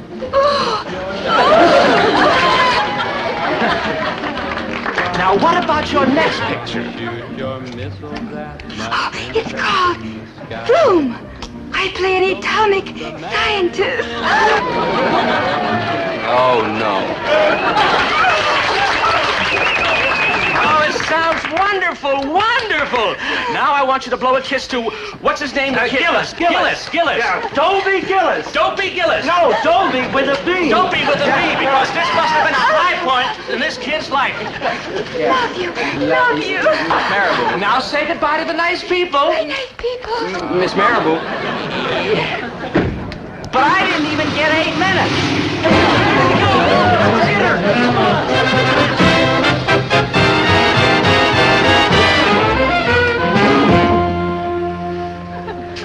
Thanks a lump. Dobie, I'm sorry, honest. No. Jessica, please, can't we talk this over? No. But I didn't write that letter to Marilee Marabou. My mother wrote it. There. The truth is out at last. Winnie. And I've got witnesses. I won that contest, and you're going to do what you promised. Winnie. Mother and Gladys for 6 months. Now, Winnie. Let me get this straight. Your mother wrote a letter asking for a date with Marilee Marabou. Yeah. And that's your father, the one who did all those imitations. Yeah. And that's your best friend. Well, yeah. Bye, Dobie. Jessica. It's all right, Dobie, you still got me. And me. And me. And your grandmother, and Aunt Gladys.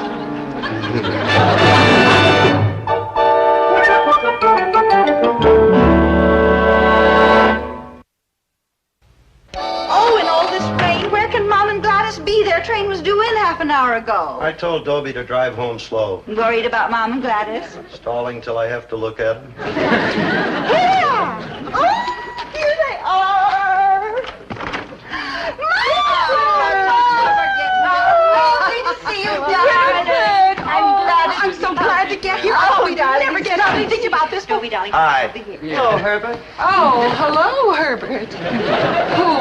Poor Winifred. How we warned her. What'd I tell you? Poor Dad. Maynard, it was awful last night, the way Dad got roughed up by Grandma and Aunt Gladys. And all on account of those contests. Why do people let contests run their lives? I mean, Mom and Dad were... Maynard, what are you doing? Maynard. I would like to visit the Okefenokee Swamp in 25 words or less by Maynard G. Krebs. I would like to visit the Okefenokee Swamp because it's one of the friendliest swamps in the whole state of Minneapolis. The Okefenokee Swamp is also full of friendly alligators and friendly snakes.